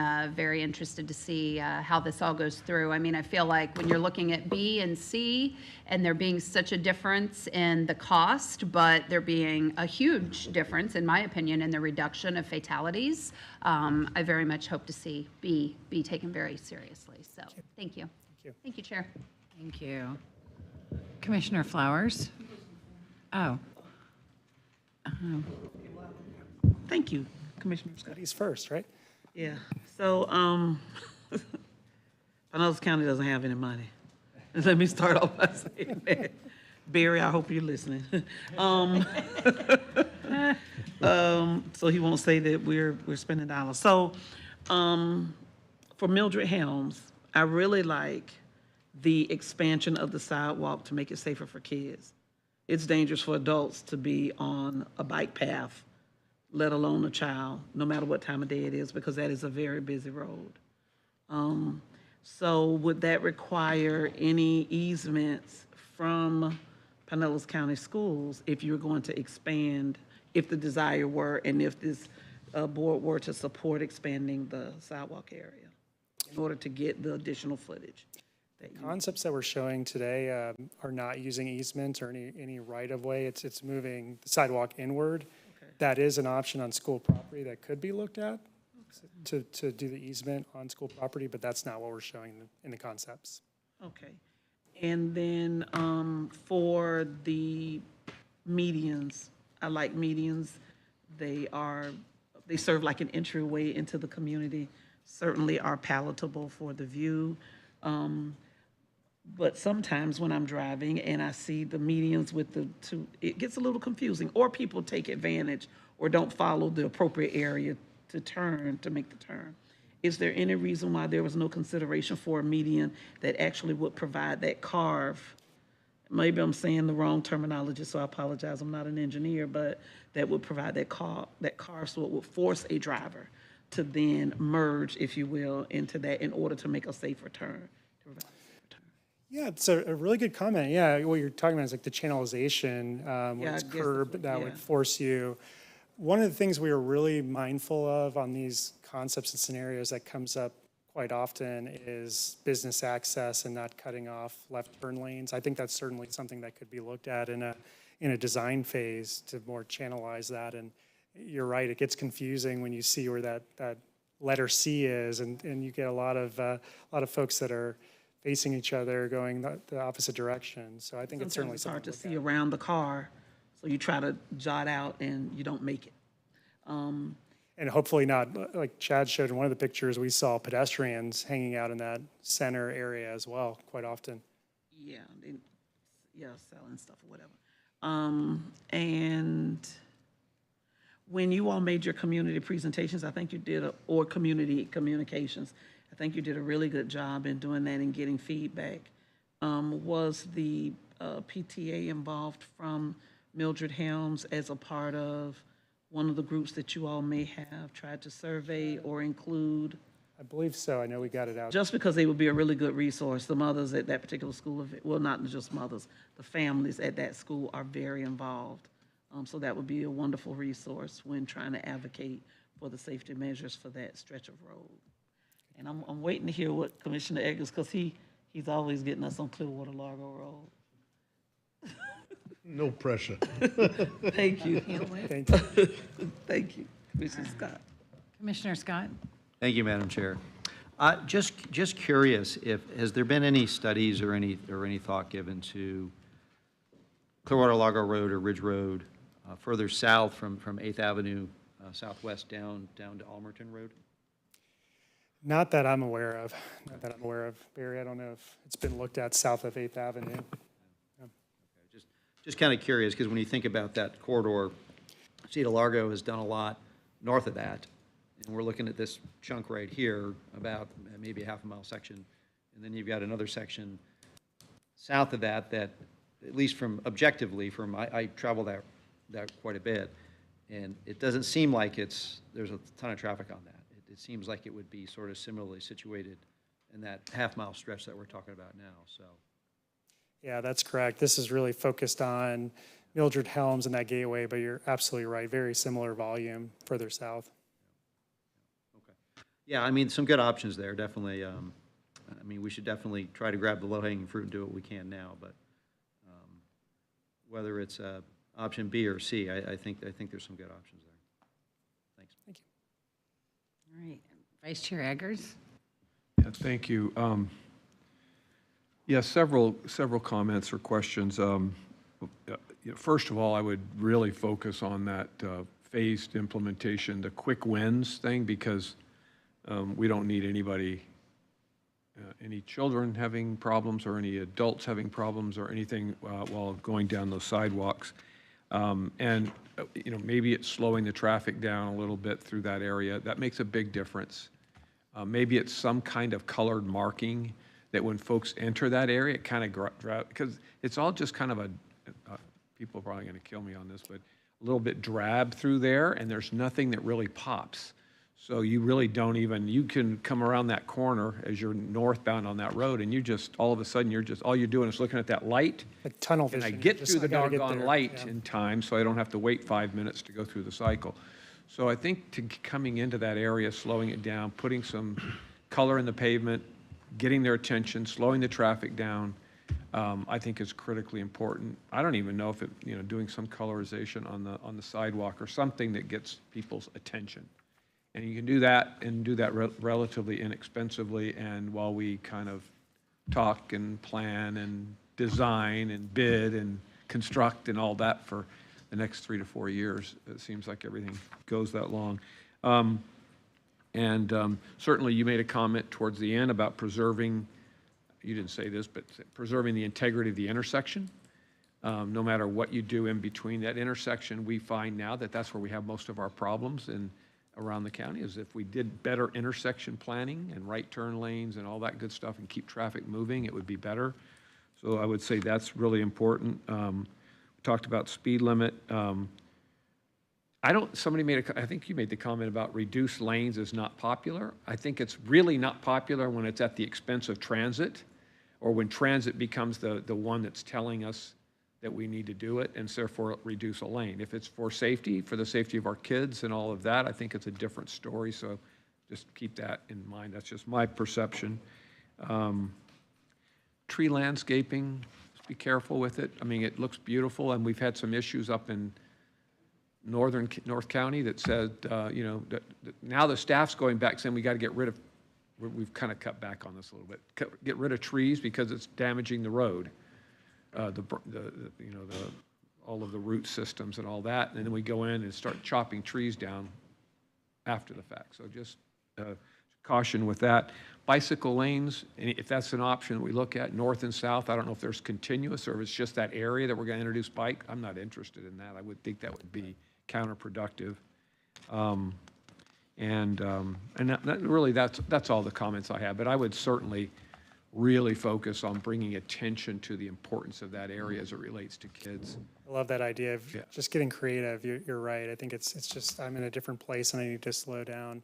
One comment on the bike lanes that we didn't touch on is this is very important. On the west side, it's the Pinellas Trail, and with what Largo is doing with City Hall, the Horizons West, this could create an east-west connection. So the whole purpose of this facility you're seeing here is it creates that connection further east. Yeah, and when I meant the bike lanes, I was really talking about the ones in the street, not the ones on the sidewalk. Right. So if you can, that would be incorporating it there, I think would make more sense. But, yeah, thank you. Appreciate you. All right, Vice Mayor Eisner? Thank you, Madam Chair. I have a number of questions. I'm sure everyone's pretty kind of shocked about that. So you had on the first one was like, I think it was 147,000 versus 5.2 million and 5.8 million. I don't understand how you have such a differential between the two. That would be first question. Sure. Yeah, and that comment's come up before. So what the 142 is one crossing, one median, whereas the other two have several medians, several crossings, landscaping. The lighting was also mentioned, which is a very expensive endeavor. And then when you move curb, unfortunately, it's like we got to have utilities. That's what creates a lot of the costs is the utilities. So don't you think you should have an even amount of intersections so that you're doing comparison of apples to apples rather than? Sure. Yeah, that's a good comment. We can look at that. The other thing is, on none of these do I see any safety features. We don't have any corrugation along the edge of the road. We have no plastic. I'm not attacking you, by the way. We have no plastic little poles that people put in. So I see on the on-street bike. Exactly. So I don't understand how, without having those there, you can do a casualty report. Because, everybody today and everybody in this room knows everybody's texting while they're driving, even though it's illegal. We're distracted. And if you feel that little rumble in the road, you're going off the road. If you were to be, hitting those little pylons that bend part of your fender, they also will wake you up. The other thing is that when I'm seeing a bicycle path directly next to a road, I'm seeing death. There's no two ways about it. We're just distracted, and the only thumping you're going to feel is running over a bicyclist. So you have a situation where I don't understand why we don't have at least a partition of grass. I know Commissioner Eggers doesn't want to have a tree, but we could have a tree that's not growing hugely, with roots, to at least have that there as not so much for anything more than a distraction, or actually, if you hit that, it's going to be your loss, not a life. So those are the things when I was watching through this that I was seeing. You're feeling that. Yeah. I definitely agree with you.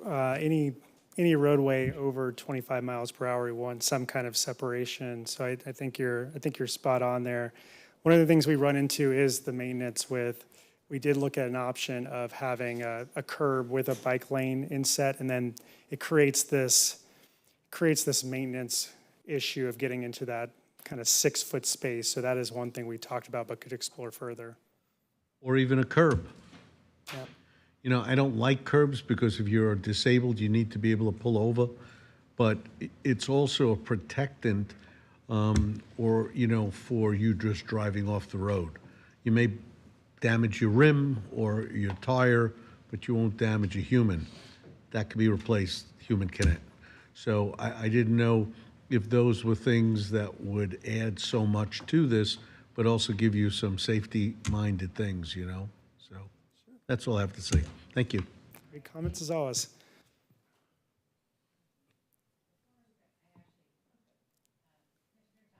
Microphone, please.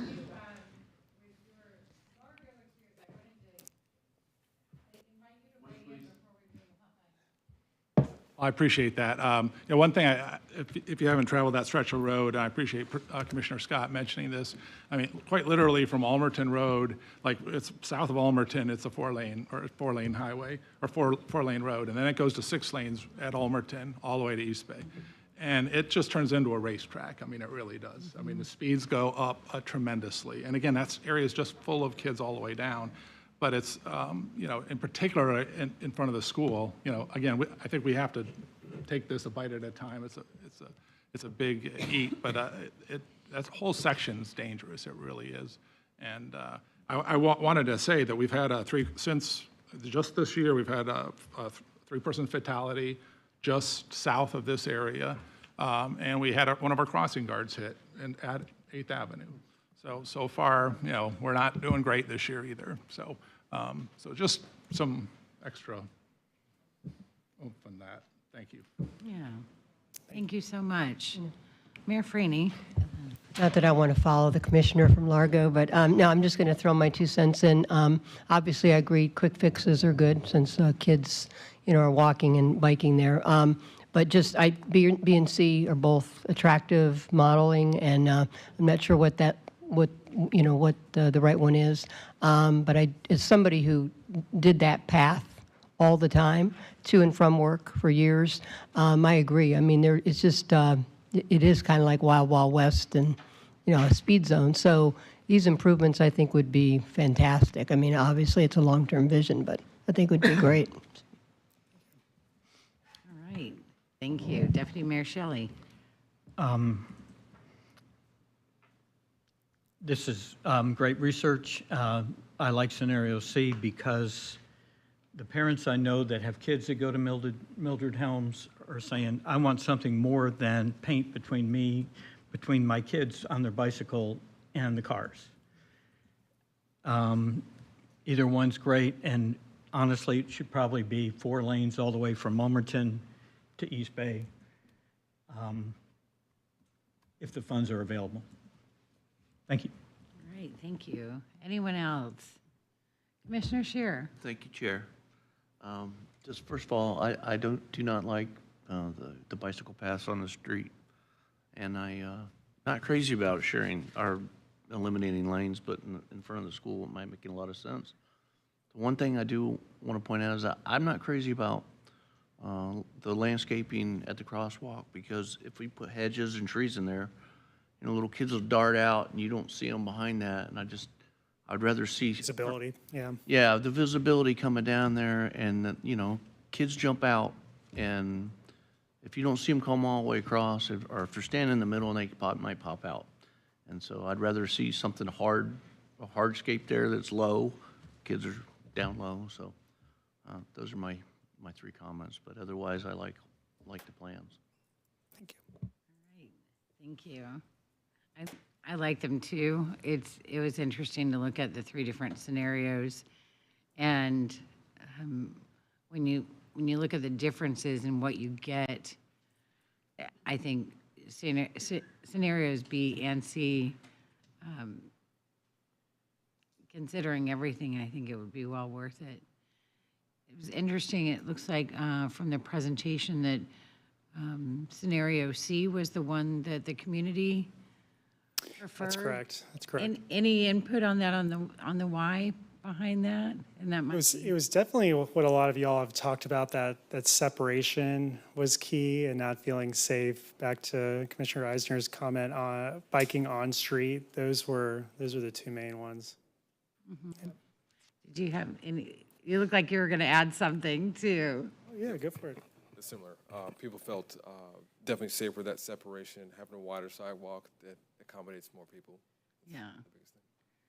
So with that one, on that particular slide with the illustration, it has the down arrow, like 57% reduction in crash frequency, which sounds great.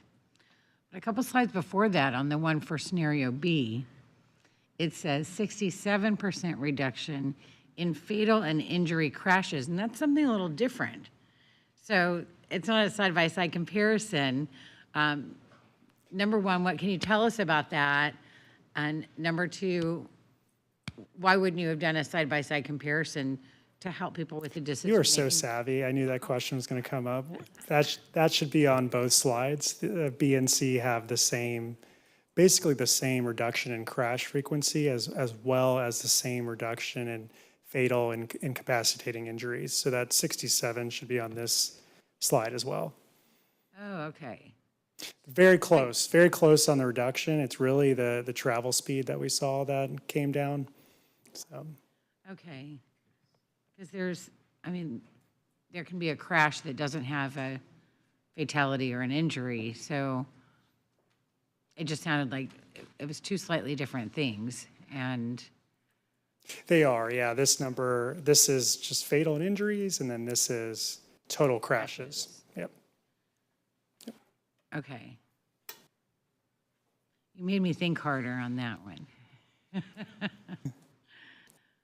With the,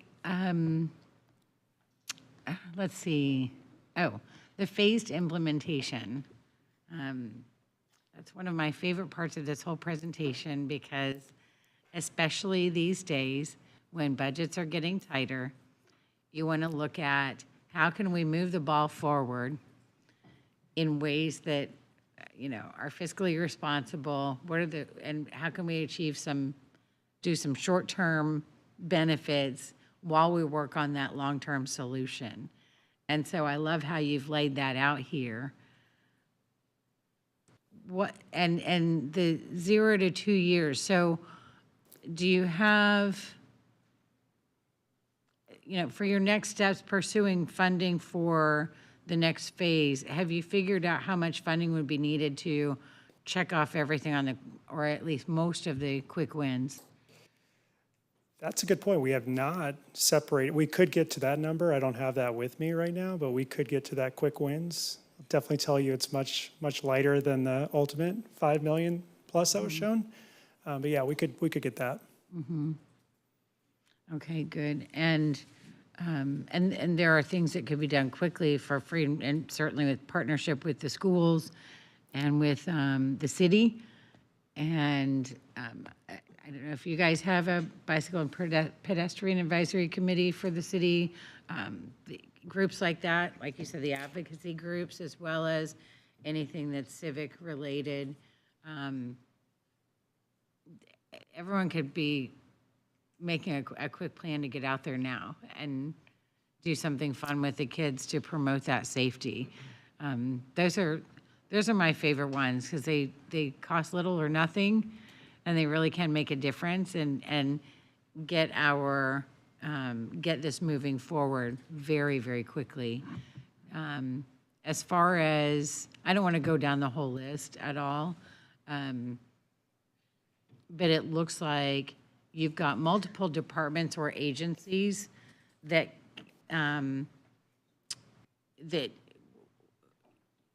need to be brought into this, but I don't really see a lot of barriers here. I guess that's why you call them quick wins, right? That's right. We're trying. But I'm just, I'm really excited about this, and I'm hoping that you get it narrowed down to which scenario you want to move forward with. But I would say, go as big as you can with this, because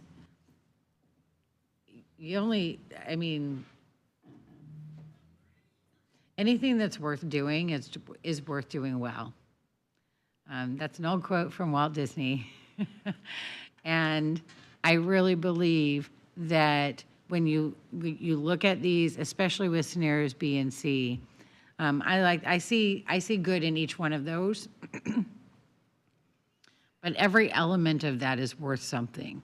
And so I guess the point I'm making is pick one and don't value engineer it. Just go for the whole thing and make it happen. And it might take a while, but you'll get these quick wins. And that's going to give you the momentum you need to get it across the finish line in 6 years. So good luck, and thank you. Thank you for the work that you did on this and for the presentation on this today. We don't have any action that's required on this item, but does anyone have any final thoughts or questions? All right, well, thank you so much. Thank you so much for the input. Good y'all. luck. Appreciate it. Madam Chair, if you'll let me, I'll just add that. Oh, yes. We do have a call for projects, typically every year. And for these kinds of projects, local governments can apply for planning funds, as Largo did. They can also apply for construction funds. And we provide up to $3 million in construction funds. So we don't necessarily have to call Barry and ask for funding. That could be something where we can provide a large chunk of that 5.2 million or whatever the cost ends up being. And so just, that's part of our process and why it's important to vet these ideas and get approval, but that's what we need next. And so I do believe at some point, this will be coming to the County Commission for a workshop item, and they wanted to come here first. So appreciate your input on this. All right, terrific, thank you. Next, we'll go to something that does require action. And for that, we have our FY26 PPC budget recommendation item presented by Rodney Chapman. Hi. Good afternoon. Rodney Chapman, Division Manager. I'll be brief. This will be the third time you've seen me over the last several months talking about the FY26 Planning Council budget and millage rate. But before I start, I wanted to acknowledge the assistance we received from Pinellas County's Office of Management and Budget, County Administration, as well as the Board of County Commissioners in crafting the budget and millage rate that's before you today. It's been a very iterative process, and in my estimation, probably the most collaborative series of steps we've taken in my time here managing the budget process. So I'm very happy with where we are today. One of the things I wanted to share with you all to begin is that we like to not plan just to plan, but we actually like to plan with outcomes in mind. And so I'm really happy about the work that we've been able to accomplish this year to support our cities and help them meet some of the challenges that they're facing. In the past year, we have helped cities over 300 times, and for those of you with sort of a military background or understanding, we kind of see ourselves as a force multiplier. So we're augmenting those capacities that our local governments have and have been pretty effective at helping them meet their needs. One of the things that continues to be a focus for us is to reduce those bureaucratic hurdles that may exist in our process. So we continue to look for ways to refine and maintain a very efficient process to amend the countywide plan map, as was mentioned earlier today. And it was also mentioned earlier today, we have a great appreciation for the amount of turnover that we're seeing around the county, both in staff and with elected officials. That churn requires us to sort of be that foundation as things change. We can continue to have a countywide set of priorities that move forward, even though the political and staff environment is changing.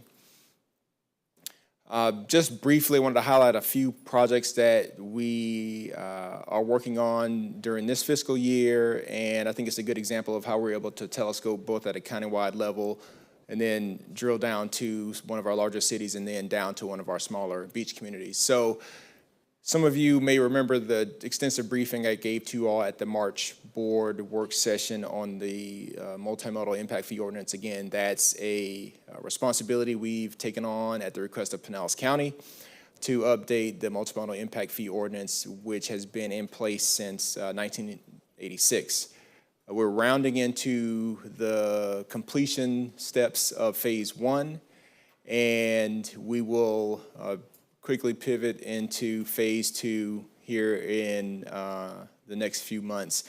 And then once we get into the depths of phase 2, that's when you'll see more details on what the technical fee study will yield, and including discussion on any policy incentives or any updates to the district boundaries. Currently, we spend a lot of time working with your staff to adopt a countywide interlocal agreement. It's a new state requirement, and I'm happy to say that we're very close to meeting the October 1st deadline. The other thing that I wanted to highlight is an example of how we're working with the city of Pinellas Park to implement some of the recommendations that came out of the Target Employment and Industrial Land Study update that Linda mentioned earlier, or sorry, Linda and Nicole mentioned earlier. It is an effort designed to remove some of those regulatory barriers and increase incentives to allow for one of the most important cities at the heart of the county to realize more opportunities for high-paying jobs. Again, this will be something that you will see coming to this board here in the coming months. And the thing to remember with the work that we're doing with Pinellas Park, is that this would be an optional incentive for developers to build new projects. The other thing that we are doing with City of Indian Rocks Beach, and it's a bit of a new set of skills for us, is to develop a interactive three-dimensional model for a couple of, actually for the entire city, with a focus on a couple of their zoning districts. The value in this is that it allows for us to scenario plan different regulatory approaches to increase the opportunities for mixed-use development. It is a tool that we'll share more details with you as we get more into the project. But the beauty of what we've been able to craft is that in working with the software company, we will be training our staff on how to develop similar models as communities need them around Pinellas County. So just shifting over to the FY26 budget, you saw in your backup that we are proposing to reduce the millage rate to 0.0175 mills, which is about a 12.5% reduction over the current rate. It will be the second year in a row that the millage rate for the agency will be reduced. The other thing I briefed you on last month was the change in how we are budgeting for reserves. So there are 3 reserve line items in the budget, and this was a recommendation from OMB. State statute gives you the authority to set aside up to 10% of the reserves in a contingency account. That's at $721,000. And that can be accessed through the regular budget amendment process. That next line item of $890,000, state statute allows for you to reserve up to 20% in that line item. But to be able to access those funds, it requires a budget resolution and a public hearing. And then that third number, that 1.9 million, you probably remember that from our discussion on the regional MPO startup costs. Again, accessing those dollars would also require a budget resolution. The other structural change we've made to the budget is reducing our contingency line item. We typically were carrying about $600,000 in that line item, but what was happening is we were spending very little from that line item, and those dollars were just rolling over to the next year and inflating our reserves. So we have significantly cut down that contingency line item to about $50,000, and we're comfortable with that amount given our utilization of that line item in past years. For fiscal year 26, as I mentioned earlier, we will complete the Pinellas County Multimodal Impact Fee Ordinance update, so funds that we budgeted for FY25 will then be carried over to 26 to complete that ordinance update. We also have included money in the budget to work with one of our local governments to implement some of the recommendations coming out of work that Linda has led when it comes to the housing regulatory toolkit. Again, finding ways to remove barriers and create incentives for more workforce housing production. We also have budgeted money to work with up to 2 communities to do similar work around the county that we're doing right now with Pinellas Park and Largo. And then lastly, we have about $50,000 in the budget to match a federal safety grant. The last thing I want to leave you with when it comes to the FY26 budget is you don't see anything on this slide about salary adjustments. And that's because I just got word from OMB at the end of last week that they have baked in about a 3% salary adjustment into our budget, and that's being carried forward. Again, we kind of talked about the planning, or excuse me, the startup funds for the regional MPO, and just wanted to reiterate that this budget gives the agency the flexibility to respond to that change should it be supported by the region. And as Whit mentioned earlier, probably no earlier than fiscal year 27.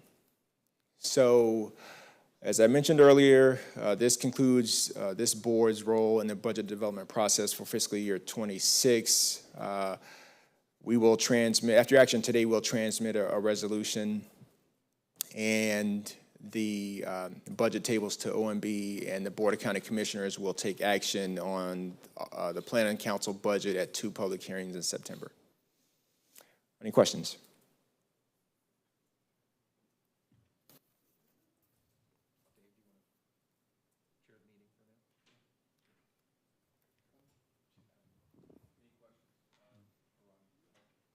Is this an action item? Yes. Okay. I was just going to make a motion to approve.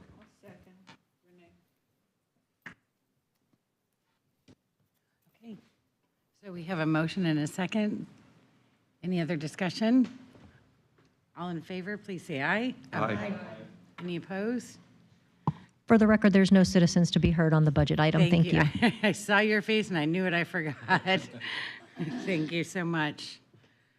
Okay, before we go on to our director's report, Vice Chair Eggers, you had a question you wanted to bring up real quick? Yeah, thank you for accommodating. I have to leave here in about 5 minutes, and I just wanted to make sure. I've had quite a few calls from folks that live in Palm Harbor on Alt 19 about what's going on as far as traffic light, RRFB, what's going on at the Virginia and Alt 19.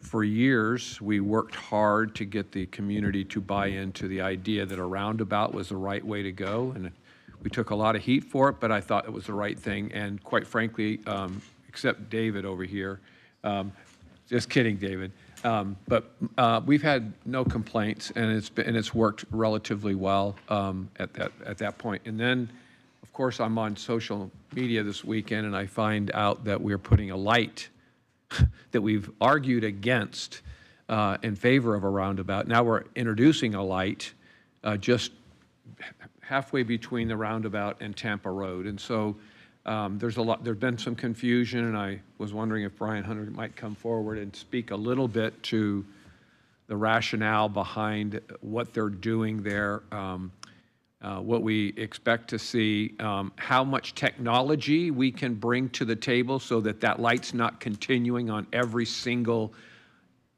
car that pulls up to the light, and all of a sudden the light changes. And it's a traffic nightmare through there as far as traffic backup anyway.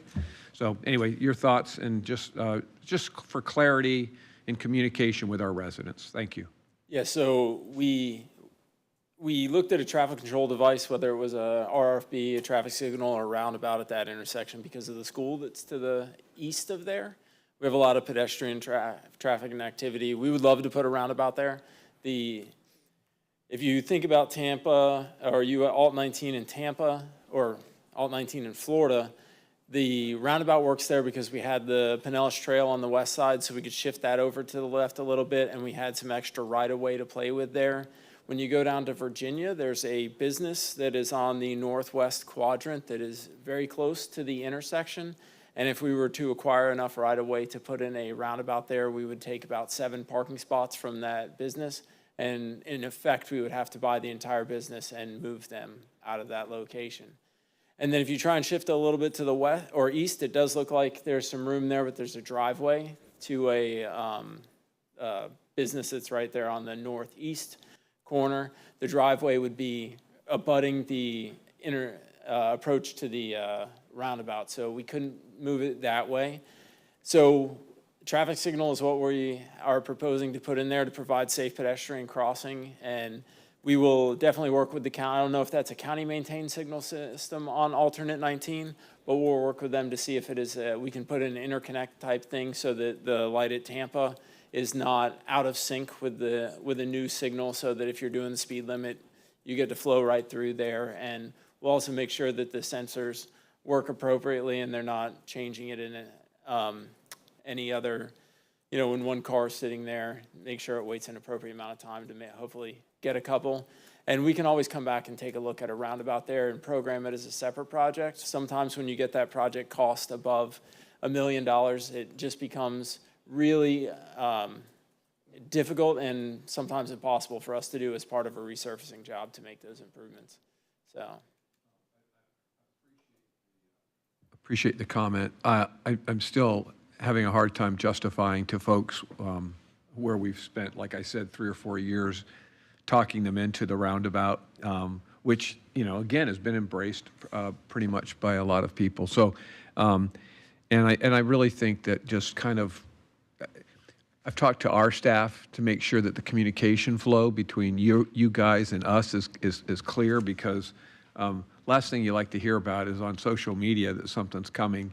I did hear from a few people that, oh no, this is an RRFB, and I said, in fact, I checked with staff, and that's what we got too, and now it's a light. And so this communication and clarity is really important, and I'm really a little disappointed that we're going to have slowdown through there. One of the things that we're trying to avoid on Alt 19, safety is probably one of the drivers. I understand we've had some accidents there, so and I was really expecting kind of an RRFB or the other one that the Dunedin has used down on Skinner and the trail, so that it's a little safer for pedestrians to get across. But anyway, appreciate your taking a few moments to talk to our residents about your thought process. Not a problem, sir. All right. Thank you and good day. Director's report. Okay. Whit? All right. And I do want to encourage board members that, it's your time here at the agenda, but if there is something that you want to bring up, such as Commissioner Eggers did, we can always reserve time at the end of the meeting. So don't feel like if it's not on the agenda, we can't bring it up for at least a heads up. We wouldn't take action on it, though. So under Director's report, I have a few items and an additional item I'd like to add. Just wanted to update you that we had our latest meeting of the St. Petersburg Advanced Air Mobility Task Force last Monday, and we had a fascinating presentation from Brett Fay, who is the Director of Aviation for the Tampa International Airport, actually for the whole aviation authority. They have more than one airport, but that's the big one. And they have developed an advanced air mobility plan, and they were having these OEM operators, these people who are developing these electric vertical takeoff and landing tools coming to them saying, we'd like to use your airport and we'd like to use your runways. And they were like, well, hold on a minute. I'm not sure we're good about the runway. But they did an evaluation of where they could accommodate some type of vertiport for advanced air mobility. And they narrowed it down, and they have selected a couple of sites that would work for their operations, that would work for the operators as well. And they're anticipating, the industry generally is saying by the first quarter of 2027, the federal government will certify these vehicles for passenger use. We'll wait and see if that really pans out, but that's the target. And by 2028, there will be a robust travel market between locations that have the vertiports. And St. Pete is looking at Albert Whitted Airport as a first location. Tampa International, that connection would be about a 20-minute, 15 to 20-minute travel time compared to driving there, which could be an hour sometimes. And if you start thinking about the different airports we have around the region, you could make some connections pretty quickly. So I'm not sure how quickly all this will phase in. They do expect there'll be autonomous vehicles in the air by 2035 or 2040. We can wait on the Jetsons for that. But in the meantime, they will be piloted, and it looks like by 2030 there will be a market for that. 2030 is pretty important because when we think about grants and putting priorities in the work program, we're already gaming 2031 right now. So even if we were to be reached out to by the city of St. Petersburg for funding for Albert Whitted Airport to create a vertiport on site and use funds we'd be looking at 2032 or 2033 at this point for that. So I wanted to get that on your radar screen. We will be scheduling a work session on advanced air mobility when the task force is developing its recommendations and ready to go to City Council. I don't want to get ahead of the game on that, but I would like to just continue to give you these updates as we get them. I know you all have expressed an interest in that in the past. Any questions on that topic? All right, I'll move on. In your packet, and I will not go through these in detail, but I have included some policy positions from the Association of Metropolitan Planning Organizations and something called the Local Officials in Transportation Coalition. I encourage you to take a look at that. You can nerd out if you really want to, but there's some good policy positions in there that have requests for direct allocation of funding to MPOs, to formalize the Safe Streets for All program instead of making it a grant, discretionary grant program. We are still waiting on our discretionary grant that was awarded back in November to come to us. And those policy positions will form some recommendations in Congress that are already being drafted for the reauthorization of the federal transportation law. It's the Infrastructure Investment and Jobs Act now, but that expires in 26. So now is the time to start thinking about that. Last month, I gave you the state DOT policy positions. There is some alignment here, so we're not diametrically opposed, and I think you'll see some coalitions being formed as we go forward. Legislative update, the only thing I want to mention to you is that the governor has signed into law, as of about 2 or 3 weeks ago, a couple of the transportation bills that we've been tracking. Senate Bill 462, and Senate Bill 1662, and interesting in those bills, I think it's 1662, they authorize local governments to have a little more of a control over micromobility devices and electric scooters and electric bikes, to provide training if they want to do that, to provide an age threshold for people who can operate these devices. We still run into some enforcement challenges with law enforcement, but that does give you a little more control. And Chelsea and I are talking with University of South Florida. They want to conduct a safety research project here in Pinellas County on electric vehicles, because we didn't know this, but Pinellas County apparently leads the state in crashes and serious injuries related to electric bikes. And that's mainly because there are so many of them that are being used, and we have so many trails, and we have an older population which tends to gravitate toward electric assist vehicles. But we don't want to be number one in that category. So if we can do a little research effort, we'll bring that back to you for consideration before we proceed. But I did want to give you those highlights.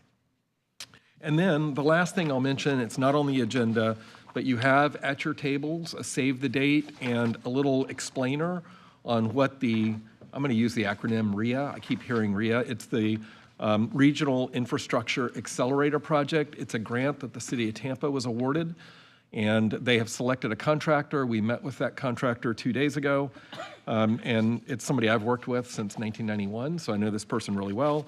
And this is a innovative finance tool, and they're setting up an office to accelerate project delivery, use innovative finance, including financing that might be available to private industry for public-private partnerships, which we've long championed, and also for local governments and other partners. The state DOT is interested in this, the expressway authorities are interested in it, and the transit agencies are interested in it. And it could be used to advance regionally significant projects in our county, and they are going to establish some criteria and go through that. But significantly is the kickoff meeting scheduled for August 12th at Tampa International Airport at 10 a.m. And I said I would do my best to get a few elected officials there to attend this and see what this is all about. This is complementary to the formation of a regional MPO. It is not a substitute for that. And I want to stress that because some of the folks who've been privy to this have saying, well, we've got the Regional Infrastructure Accelerator, why do we need to regionalize the MPOs? And it really is not an either or. It's two different things, but they are complementary. So I encourage you to attend. We'll send out the save the date and try to get it on your calendars no obligation, but if you can go, I think it'll be enlightening. And over the next year or two, hopefully we'll be able to advance some projects with this new tool, because none of us has a lot of money floating around. And that's all I have, Madam Chairman. All right, thank you. Any questions about those items or any other thoughts? Oh, yes. Councilmember Fig Sanders. Thank you. Did you say with us being number one for incidents regarding electric bikes, were scooters included in that number? I have to go back and check. I thought it was electric bikes and scooters. And scooters, Yep, okay. both of those. And you know, I want to say it's partly because we have been so forward-thinking about these tools, particularly in the city of St. Petersburg. So you've invested in them, you've got the programs, and there's a lot of people walking and bicycling in St. Petersburg. And then we have this great trail network. So we kind of lend ourselves to that. The usage is high, and so you can kind of expect that we're going to surpass a lot of counties because of the usage. Okay, so can you verify that for me, please? I will. We'll definitely check into that. Okay, thank you. Thank you, Chair. And if it is both, I'd like the breakdown between the two to see if there's, there's some math. And, to do there. and law enforcement is doing a much better job of identifying whether an electric vehicle was involved. I think a few years ago, they weren't necessarily doing that every time. Now it seems to be better. And they are also we're working with them to not just identify crashes involving automobiles, but also vehicle-to-vehicle and vehicle-to-pedestrian crashes as well. Thank you. And it looks like I can attend that on the 12th. Great. At the airport. And we have our one-on-one after that, so maybe if we're both going, we can just stay there and meet. So that works out. All right, anyone else? All right. Thank you, everyone. On that note, we are adjourned.